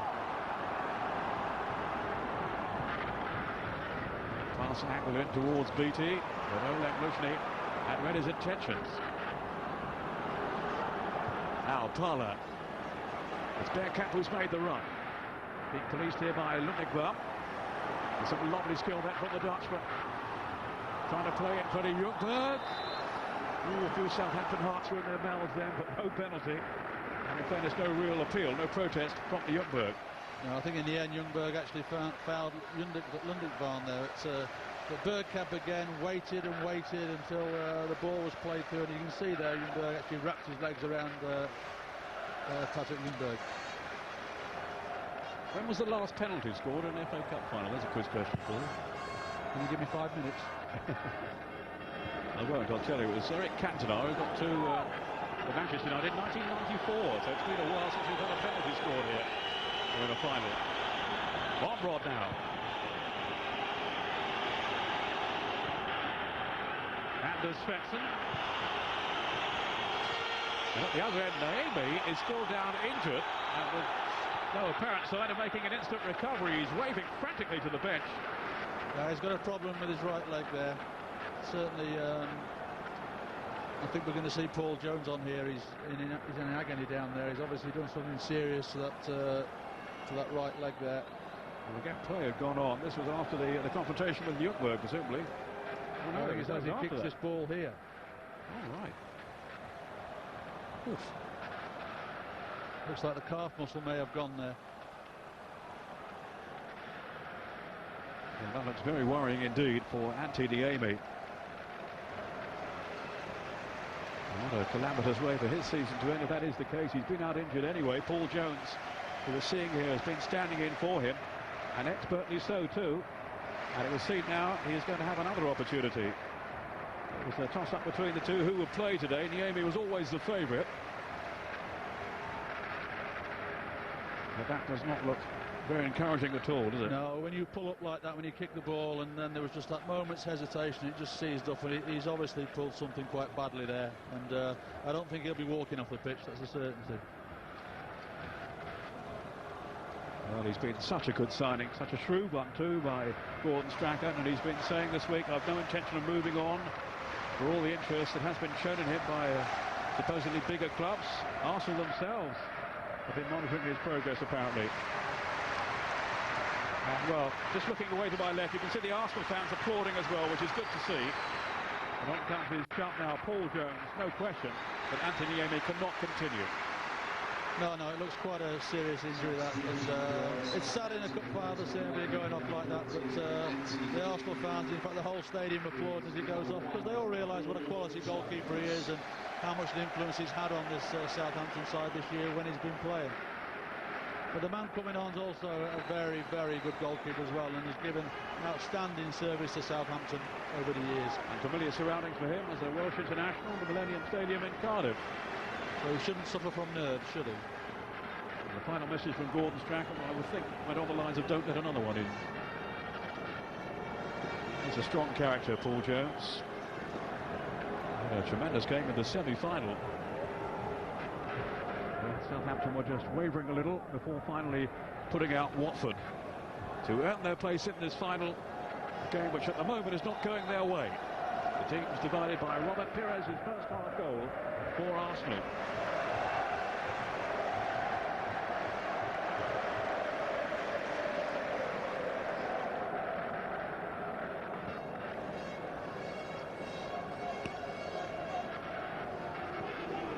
Lundegvam.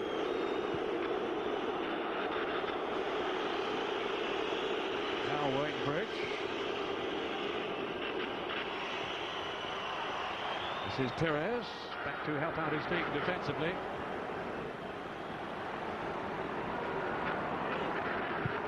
Now Bridge again. So remember the Champions League final last season, Casillas came on, didn't they, for Real Madrid. So it's happened on other big occasions. It's happened today. With Antti Niemi now replaced by Paul Jones. But can Southampton find the goal to bring themselves back onto level terms? Henry.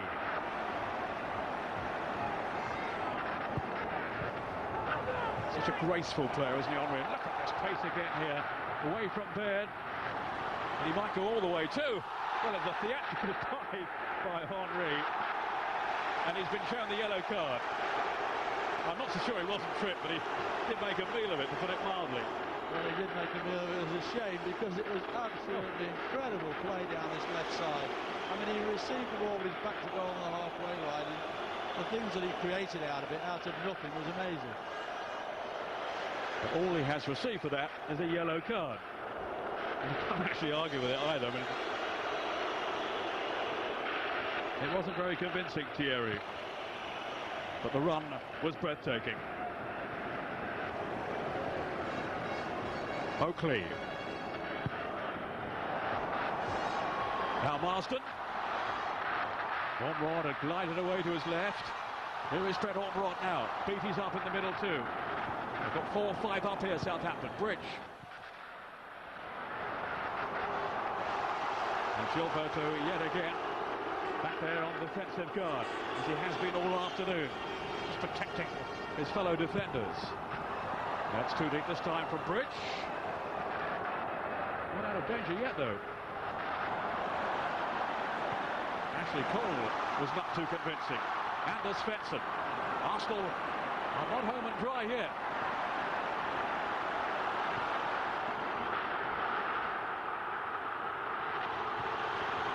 It's hit wide by Ormerod. Meantime, Parlour is down injured. The Arsenal fans don't like it. Well, they're booing, obviously, because Southampton didn't put the ball out of play, but the two of them go in there. In fact, Parlour caught, it looked like Parlour actually caught Marsden, but Parlour's come off the worst. And of course, from that, Southampton had a half a chance with I think Marsden actually didn't want to win that tackle, to be honest. He pulled out of it, and somehow Parlour's got the worst of it. There's another heated discussion going on upfield too. Henry and Lundekvam debating the whys and wherefores of Henry's tumble in the box. And Svensson diplomatically has walked away and kept his silence. Now Henry's having a go at him, though. To be fair, what do they expect?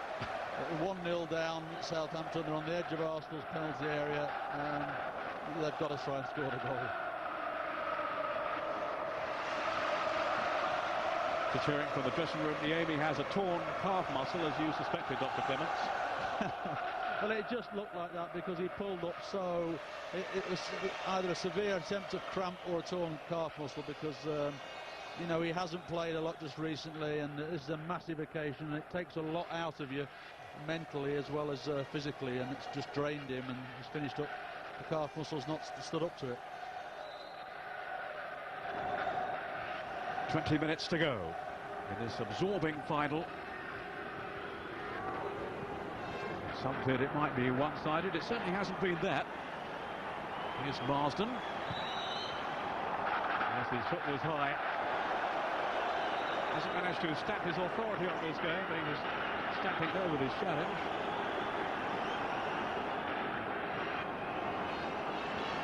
Back comes Ray Parlour. Back into the engine room.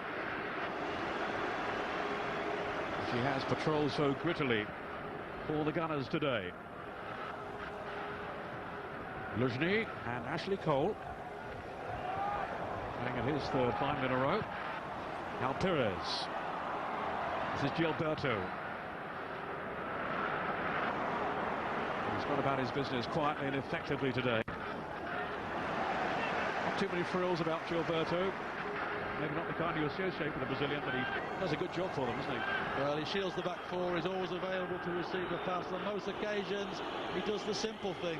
Very rarely gives the ball away, and we've seen him on a number of occasions when Southampton have got into good crossing positions. He's been the man in that near post area who's managed to clear them, to clear the danger. I tell you what, if he had his way now, Gordon Strachan will be out there kicking every ball. He's actually saying he was more excited about getting to the final as a manager than he was as a player. Not too many feel that. Well, I think it's a tremendous achievement for a manager, you know. I'm a little go at managing myself not at this level, obviously, but to achieve something with a team when you've got to handle all the problems that you can get through a season, then it is a great feeling of achievement. And he really has turned their fortunes around in the 18 months or so that he's been with the club, Gordon Strachan. Whatever the outcome today. Now, he's off again. Henry. He's so hard to stop when he's in the mood like this. Ashley Cole, wriggling free. And that will be a corner to Arsenal. Set up by the initiative of Thierry Henry. When he hits overdrive, it's very, very hard to counter him. Henry will take this corner. Ljungberg on the goal line. Martin Keown has gone up. Gilberto and Luzhny. That was Paul Jones, his first meaningful contribution since coming on for Niemi. Beattie to whack it clear. He'd like to have whacked it to himself upfield.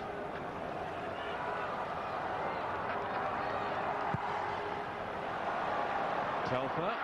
Another miscue from Seaman. It's put he and his teammates under some pressure.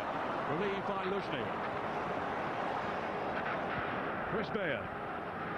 Now Bridge. Can the England fullback deliver from here? It's Marsden. Beautifully played him in too. It's Bridge again. Beattie was waiting at the middle, but there's no service. And Ljungberg has failed to keep the ball in play. It will be a throw to Southampton. There's that man Gilberto again that actually stopped the cross coming in from Bridge, wasn't it? Bridge got into a good position, but Gordon Strachan now made a decision. Looks like Joe Tessum's the man who's going to come on. Ball round to Svensson, apparently. Gordon Strachan making the switch. Well, he's worked tirelessly, Anders Svensson.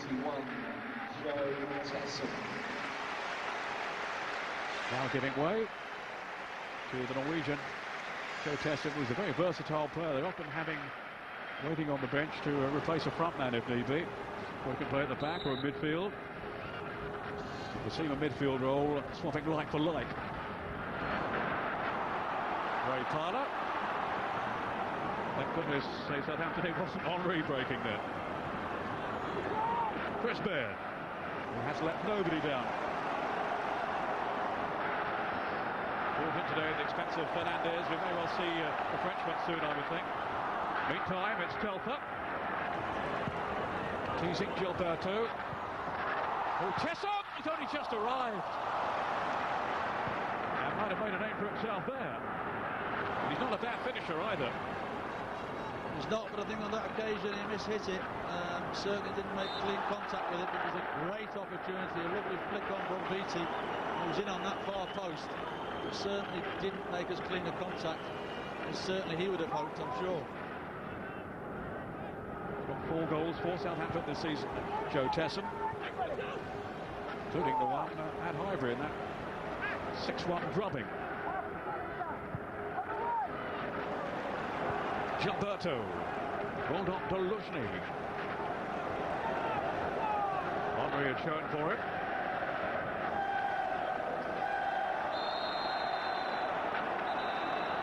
Another free kick to Arsenal, and Dennis Bergkamp is now about to be replaced by Sylvain Wiltord. Bergkamp, who hasn't had the fondness of memories of the FA Cup and the finals. That was the foul then by Marsden on Pires. Of course, he missed out in '98, Dennis Bergkamp, because of injury. But he had such a fantastic year too for Arsenal.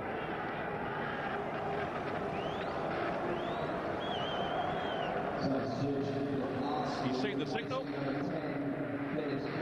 Well, I wouldn't think we're going to see the last of him now, will we? No, I'm sure that he'll be around that red and white shirt next season. The Arsenal fans love him. He loves Arsenal. He likes living in London. I'm sure at his stage in his career there isn't a better club for him to be at. I know he doesn't like coming off in these situations. He likes to play 90 minutes, but even he at his age now I think has to accept that 90 minutes is not always possible for him. So fresh problems for Southampton with the arrival of Wiltord. Another player with exceptional pace and speed up front, and eye for goal. Here's Henry, just slipped away from his marker there so easily. Parler, 4 in the middle now, waiting for the cross. Not forthcoming. The Tessa net was holding off Parler. Up from Martin Keown and Oleg Luzhny. Keown, who has never scored an FA Cup goal.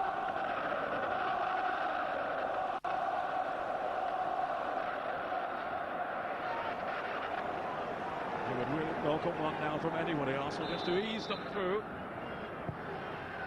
Henry's cross. Easy take though for Paul Jones. Southampton's substitute goalkeeper.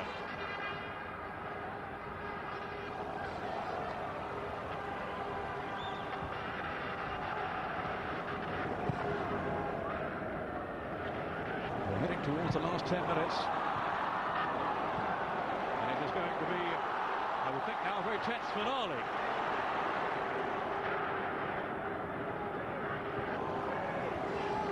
I mean, they've slipped, Southampton have slipped Marsden into the centre of midfield now. Obviously, he wasn't having the influence that certainly Gordon would have liked him having out in that wide left, so they brought Tesson on that left-hand side and moved Marsden into the middle to try and supply the balls, better balls into the front players. Bridge.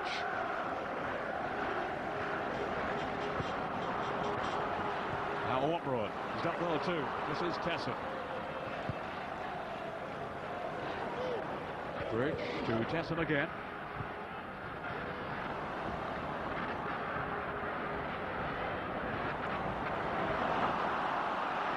Tesson was a little clumsy, a little ponderous, and they might pay the price for it. Sylvain Wiltord. Strachan has the ball. He doesn't want to give it to a gunner. All right then. If he must.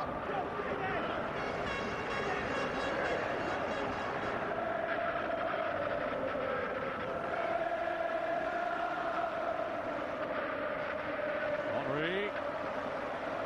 Making no impression, no headway this time. Unlikely to cause panic. Henry's near that Southampton goal. Luzhny up to Parler.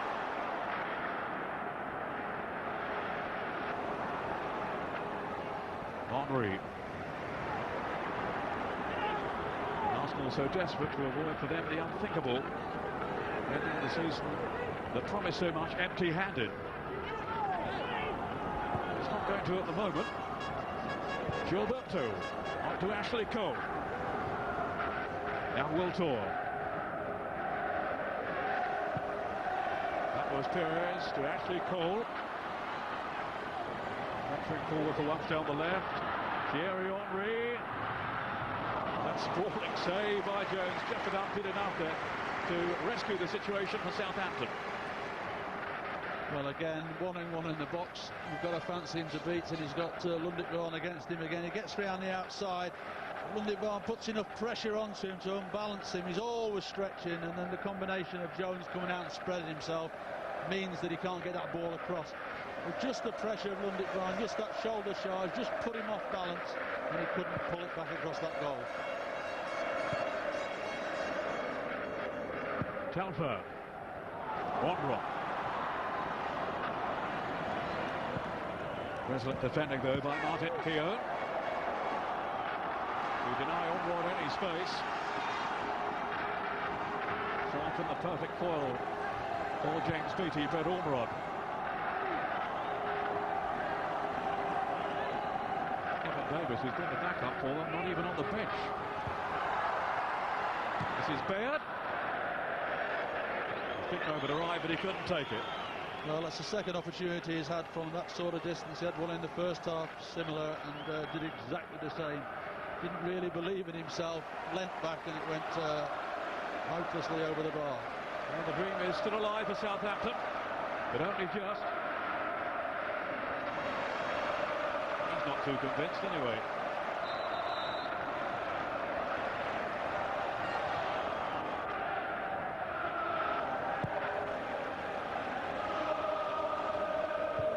Lundekvarn. Really positive defending by him. This is Luzhny. Now Lauren. Now Gilberto. The season began with that early goal in the Community Shield here. Is it now going to end with an Arsenal victory in the FA Cup final? It looks that way at this stage, but don't write Southampton off yet. Again, the abrasive Parler wins it back for Arsenal.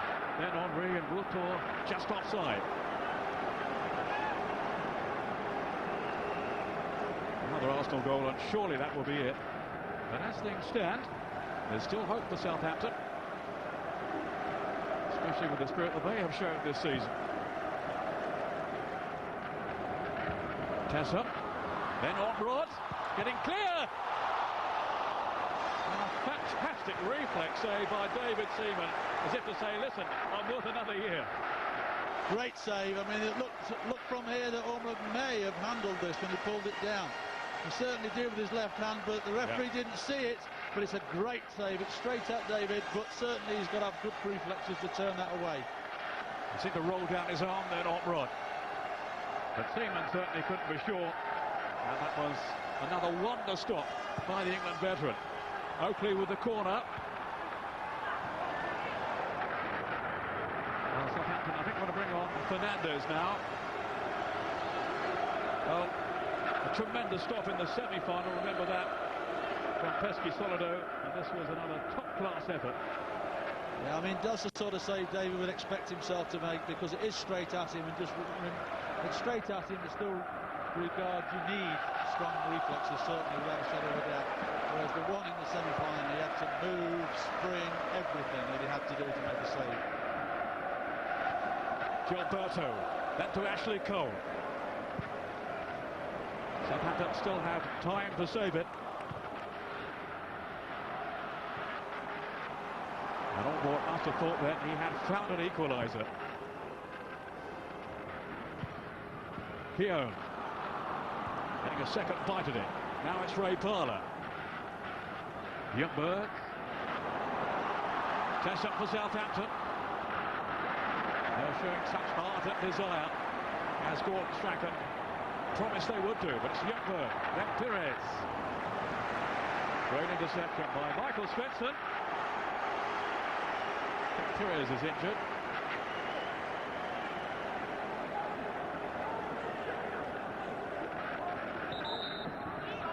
Will we now see Fernandes?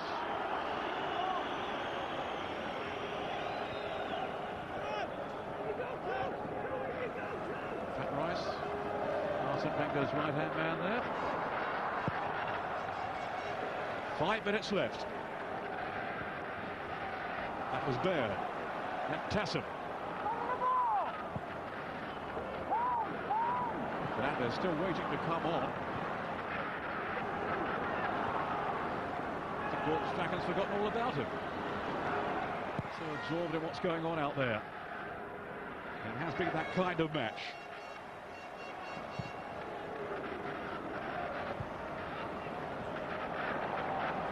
Perez, Parler. Confronted, and illegally so, according to the referee, by Joe Tessa. It looks as though he's going to get Fernandes on that long last anyway. It's Chris Baird who is going to go off to allow the entrance of Fernandes, and just listen to the sentiment that he is receiving from the Southampton fans. Rightly so. Quite rightly, yes. You know, for one so young coming into such a massive game, he's not let his teammates down or his club down at all. He's put in a very composed performance for one so young, and certainly Gordon will be pleased about him for the future, I'm sure. Perez, one for the present, his goal, dividing the two teams.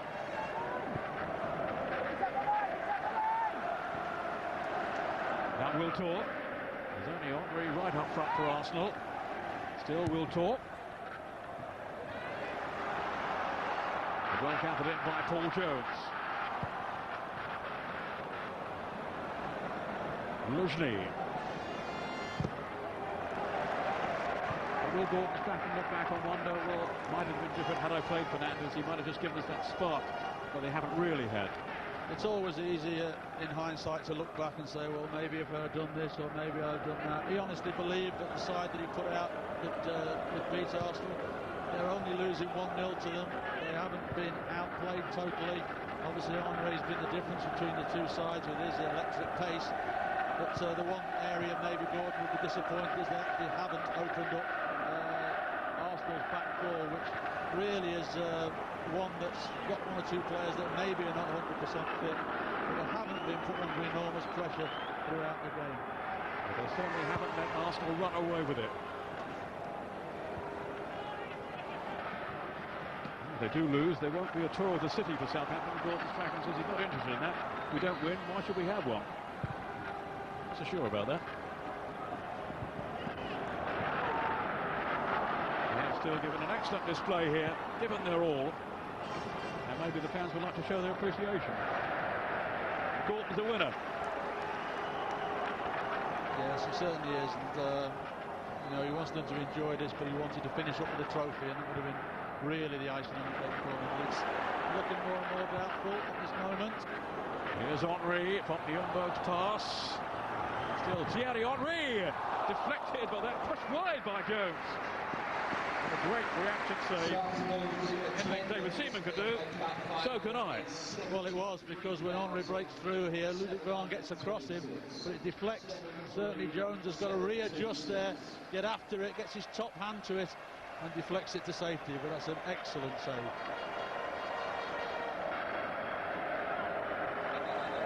We're almost now into the last minute of the 90.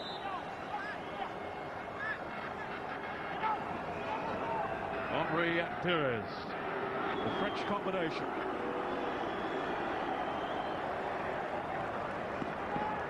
And somehow that's turned out as an Arsenal throw. Pires will be in no particular hurry to take it. But there will be 4 more minutes of stoppage time. Of course, should it go in, just to say, Ray, if it does go into extra time, that's what we'll have, and then penalties if need be. It has to be settled today. It doesn't surprise me as 4 minutes, because we had quite a long stoppage there with the goalkeeper, didn't we? Gilberto, a risky ball, but he's found Laurent. That will tour. So fresh up front for Arsenal now, since replacing Dennis Bergkamp. Here's Parler. Yet again, outstanding for the Gunners today. He's an unsung hero for them. Ljungberg. Not going to throw too many forward now. Here's Gilberto. It's just possession for Arsenal. Parler to Wiltor. Or to Laurent rather. Now it's Ljungberg. Feeding Cole. Southampton can't get the ball back off them. It'll be harder now. Henry's got it. Ljungberg.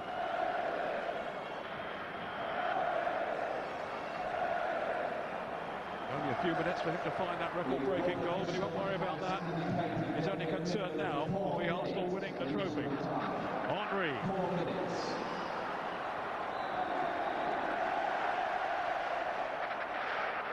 Well, if we ever wanted a lesson of how to run the clock down, Arsenal have just shown it there. They must have retained possession of that ball for at least a couple of minutes there. Just one touch, simple passing. And Arsenal and Southampton just could not get close to them at all. And that was a brilliant play there by Arsenal. That was Arsenal at their best. Pires. Is he now to be the match-winning hero? It's off Marsden for a throw to Arsenal.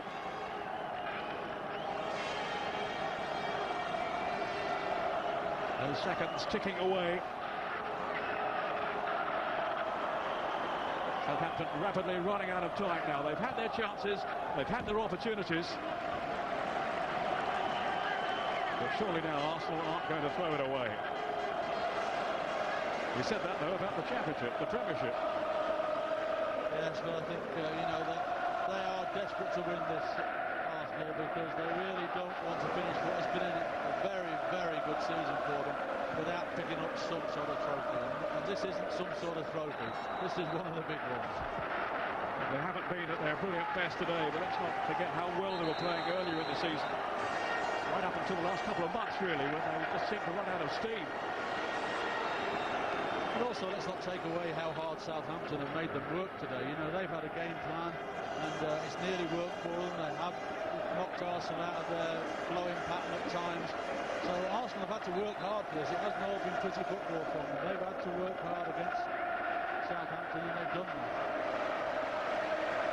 Referee Barber moving the free kick.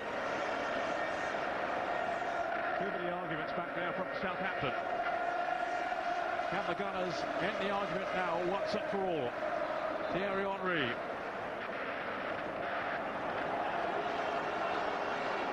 Caution for Michael Svensson for his part in all that.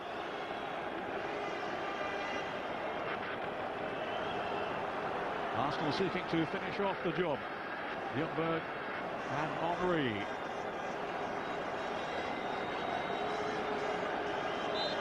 Finally, the referee is content. Here's Parler. The decision going Arsenal's way, as you would think now, is the FA Cup final. 1 minute just to go. There's an idiot on the pitch. He's not a player. He's a fan, and he won't be seeing the final minute. Or any other minute, looking at the way it's been dealt with. Quite rightly as well. When will they ever learn? It's Sven, isn't it now? Sven's in the stand, enjoying this final, as we all have. I think Gordon Strachan's confused as anyone now as to what's happening here. They can't seem to take the free kick. Got out by the fool who ran on the pitch, who caused a bit of mayhem. We won't be showing him. You want to see him anyway. At last the kick is taken. We've now played those 4 minutes added on. Just a question now of how much more time referee Barber will allow. One last flourish perhaps from Southampton, who have fought so gallantly, but just haven't had the break.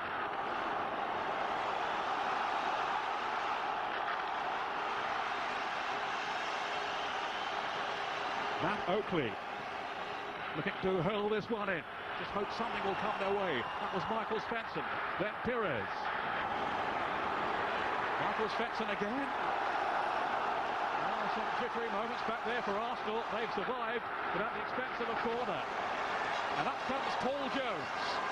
Well, the aim he hit the crossbar, I remember, in a league game against Fulham earlier in the season. And his replacement, Paul Jones, is hoping to make his presence felt now in a big way here, right at the last. But surely can only be a matter of seconds now to go. Seaman stayed on his line, and it's cleared off the post. Ashley Cole on guard. Oh, what relief for Arsenal, and what frustration for Southampton. Well, dear oh dear. What a wonderful save there from Ashley Cole. It was in without a shadow of a doubt, but somehow managed to get that left thigh up. As we've said all the time, this is the one chance Southampton have had throughout the 90 minutes. Fernandes with the corner. Aiming for the likes of Svensson and Tessem and Jones, of course. Seaman seemed to be battered then, but the referee has allowed play to go on. Well, that's it, and Arsenal have retained the FA Cup, but only just. That last-ditch clearance by Ashley Cole on his goal line has saved the day. And the holders are winners for the 9th time in their illustrious history. Back-to-back triumphs in Cardiff to help erase the bitter and shattering memory of losing out on the Premiership crown. The winning habit is back for Arsene Wenger's magnificent side on the day. Just too strong for Southampton for all their gallantry, their spirit and their determination. Sol Campbell, who missed out through suspension, but a beaming smile from Arsene Wenger. Yes, well, he'll be so pleased. He knows how hard his players have worked throughout this season and how well they've played for 7/8 of the season. But to finish up with nothing would have been an absolute disaster for them. But they've finished up with the FA Cup, and you can see how ecstatic they are. And Sol Campbell right in the middle of them there. Just, you know, to get something out of the season, having worked for 9 months with the way they have, is tremendous for them, and they deserve that. I feel sorry for Southampton. Certainly, Marsden's worked extremely hard, etc. But at the end of it, Arsenal deserve something out of what has been a tremendous season for them. Oh, FA Cup winners for the 3rd time in 5 years. They were so anxious not to end a season that promised so much with precious little.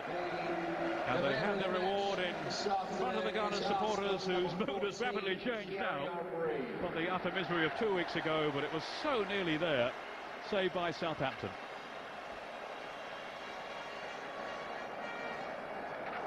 Well, Arsene Wenger believes, despite not winning the title, they are still the best team in England. This at least proves their dominance of the FA Cup. And what is certain is that they're in the top two.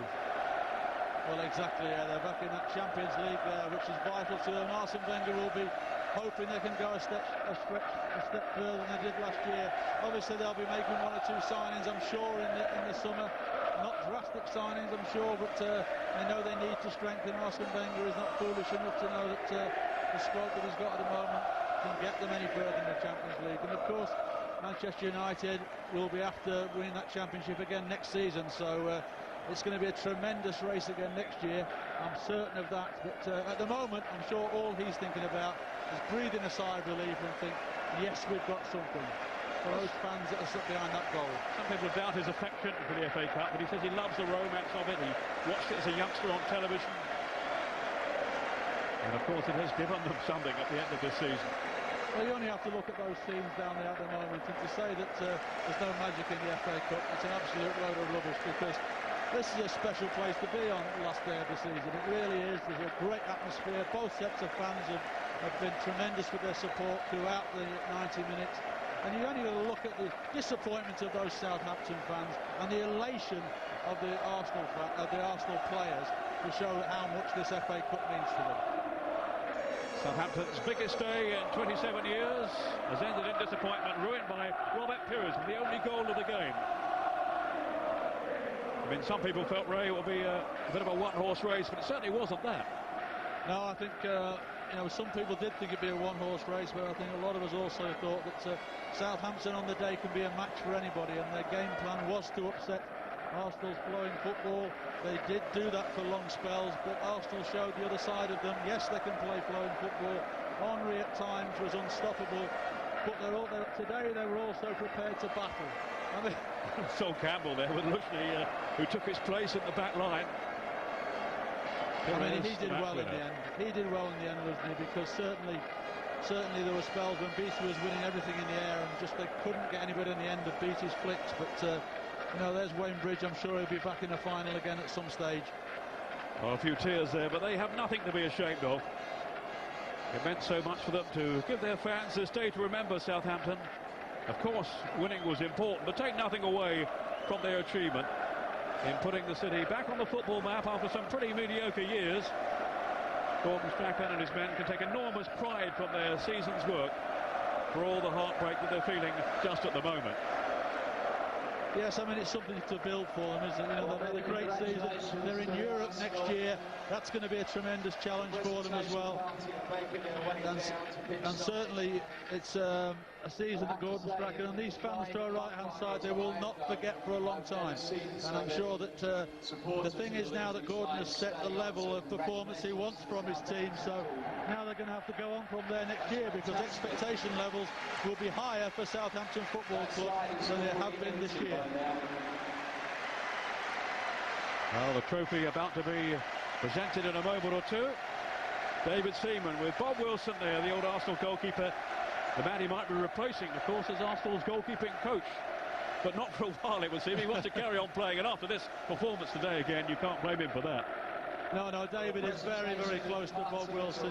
Bob has worked with David now for some 10 years now, and I think David is like a second son to Bob, and David respects him so much, and therefore quite rightly takes him down to the Arsenal fans. Oh, his 11th major trophy now.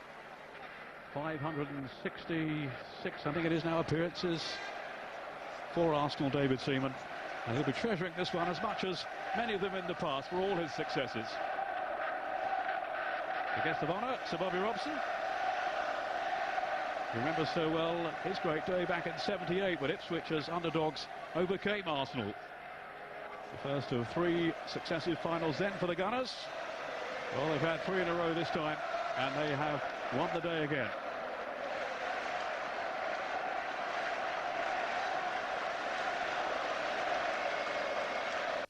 Gilberto was celebrating his first season in English football. Began so well for him. I think he did tire a bit towards the end of the campaign, but that was understandable. Well, I think when he looked particularly tired was, if you remember, he was dragged halfway across the world to play for Brazil against Mexico, and he came back and in the following game looked decidedly jaded, and it probably took him a couple of games to recover from the jet lag and all the time that he spent in the air. And certainly today he showed the quality that he's got, that he's an outstanding holding midfield player who makes the job look very, very easy. Well, we're awaiting the presentation.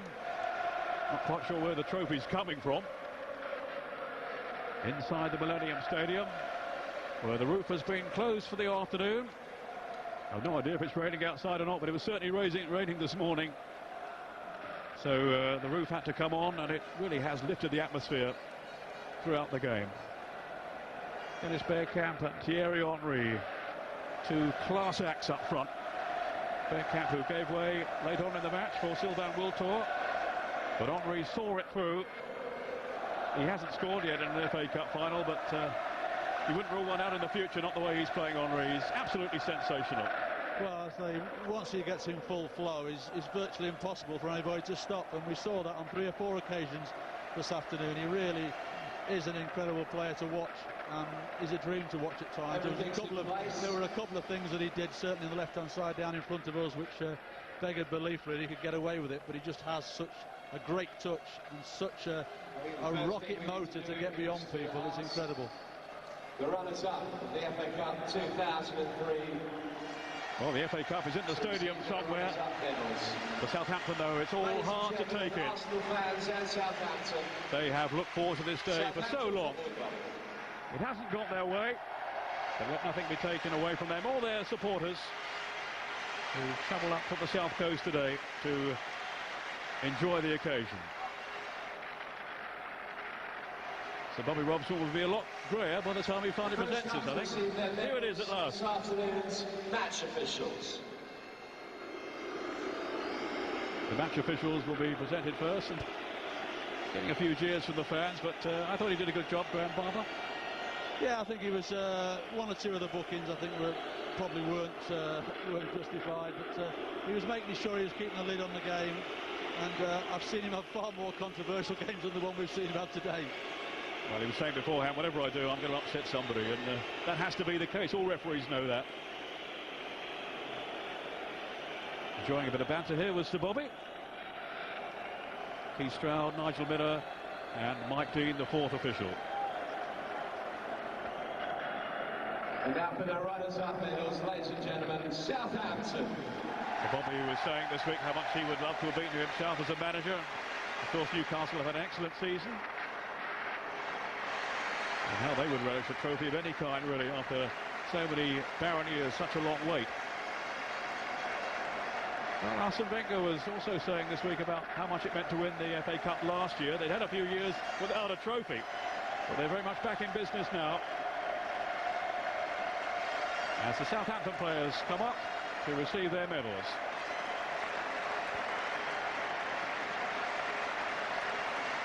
Anthony Amy being helped up now onto the rostrum, well, that's good to see. I'm afraid that does look a serious injury, but he was determined not to miss out on this moment.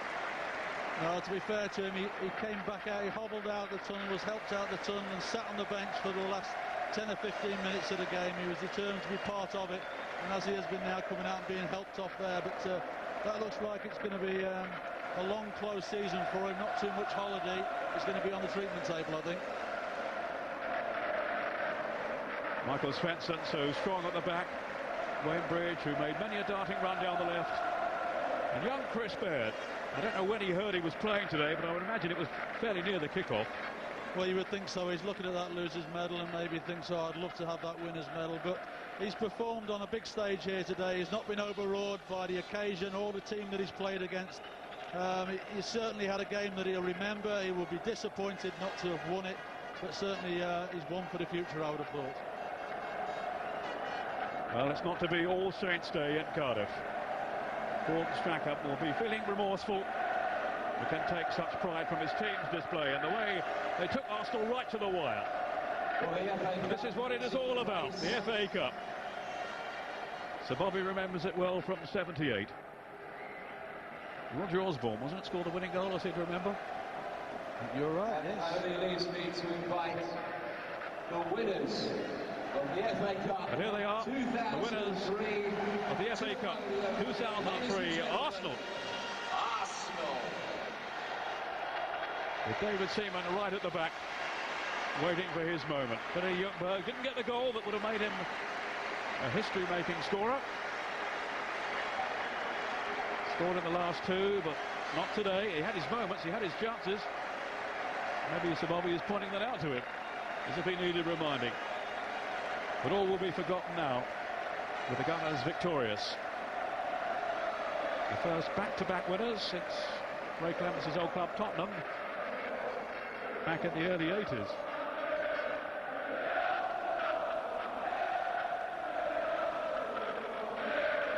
Chris Marsden, who so nearly didn't play today, he'll be relieved that at least he made the final, despite his injury.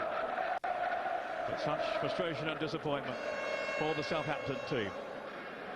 And just making his way onto the What a moment for David Seaman. Perhaps his last major trophy at the end of his exceptional career. Maybe not. Watch this space, as they say. It's Thierry Henry. Thierry Henry has been named the man of the match. A bit hard to argue with that, really. Maybe in fits and starts, but what a player. Tipping Ruud van Nistelrooy for the two Footballer of the Year awards. But up steps now David Seaman. Ladies and gentlemen, the winners of the FA Cup. Alongside him, Patrick Vieira, who of course would have captained Arsenal today had he been fit. The FA Cup belongs to Arsenal. For the French contingent at Highbury, it's a case of déjà vu.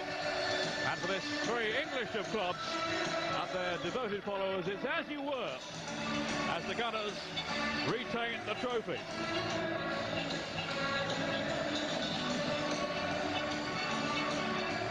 And from those seats, Ray Noman enjoying it more than Sol Campbell. You'd think he'd played in the game, wouldn't you? I mean, he's jumping around like a 14-year-old. He's loving every minute because it's been so hard for him this last 2 or 3 weeks that he's not been able to be involved in the end of the season when they've been so near to winning the double. But at the end of it, they've got something, and certainly he'll be a very, very happy man, as will Patrick Vieira there as well. Well, they fear they might end the season empty-handed, but it's not to be. They haven't won the Champions League, they haven't won the Premiership, but they have retained the FA Cup. Robert Pires with the one goal of the afternoon. He says he wants to stay on with the Gunners, and I'm sure he will, especially after this today. As the Southampton players walk around the field, looking disconsolate, but with every feeling to be proud of what they have contributed today. It is all the same Arsenal's afternoon in Cardiff.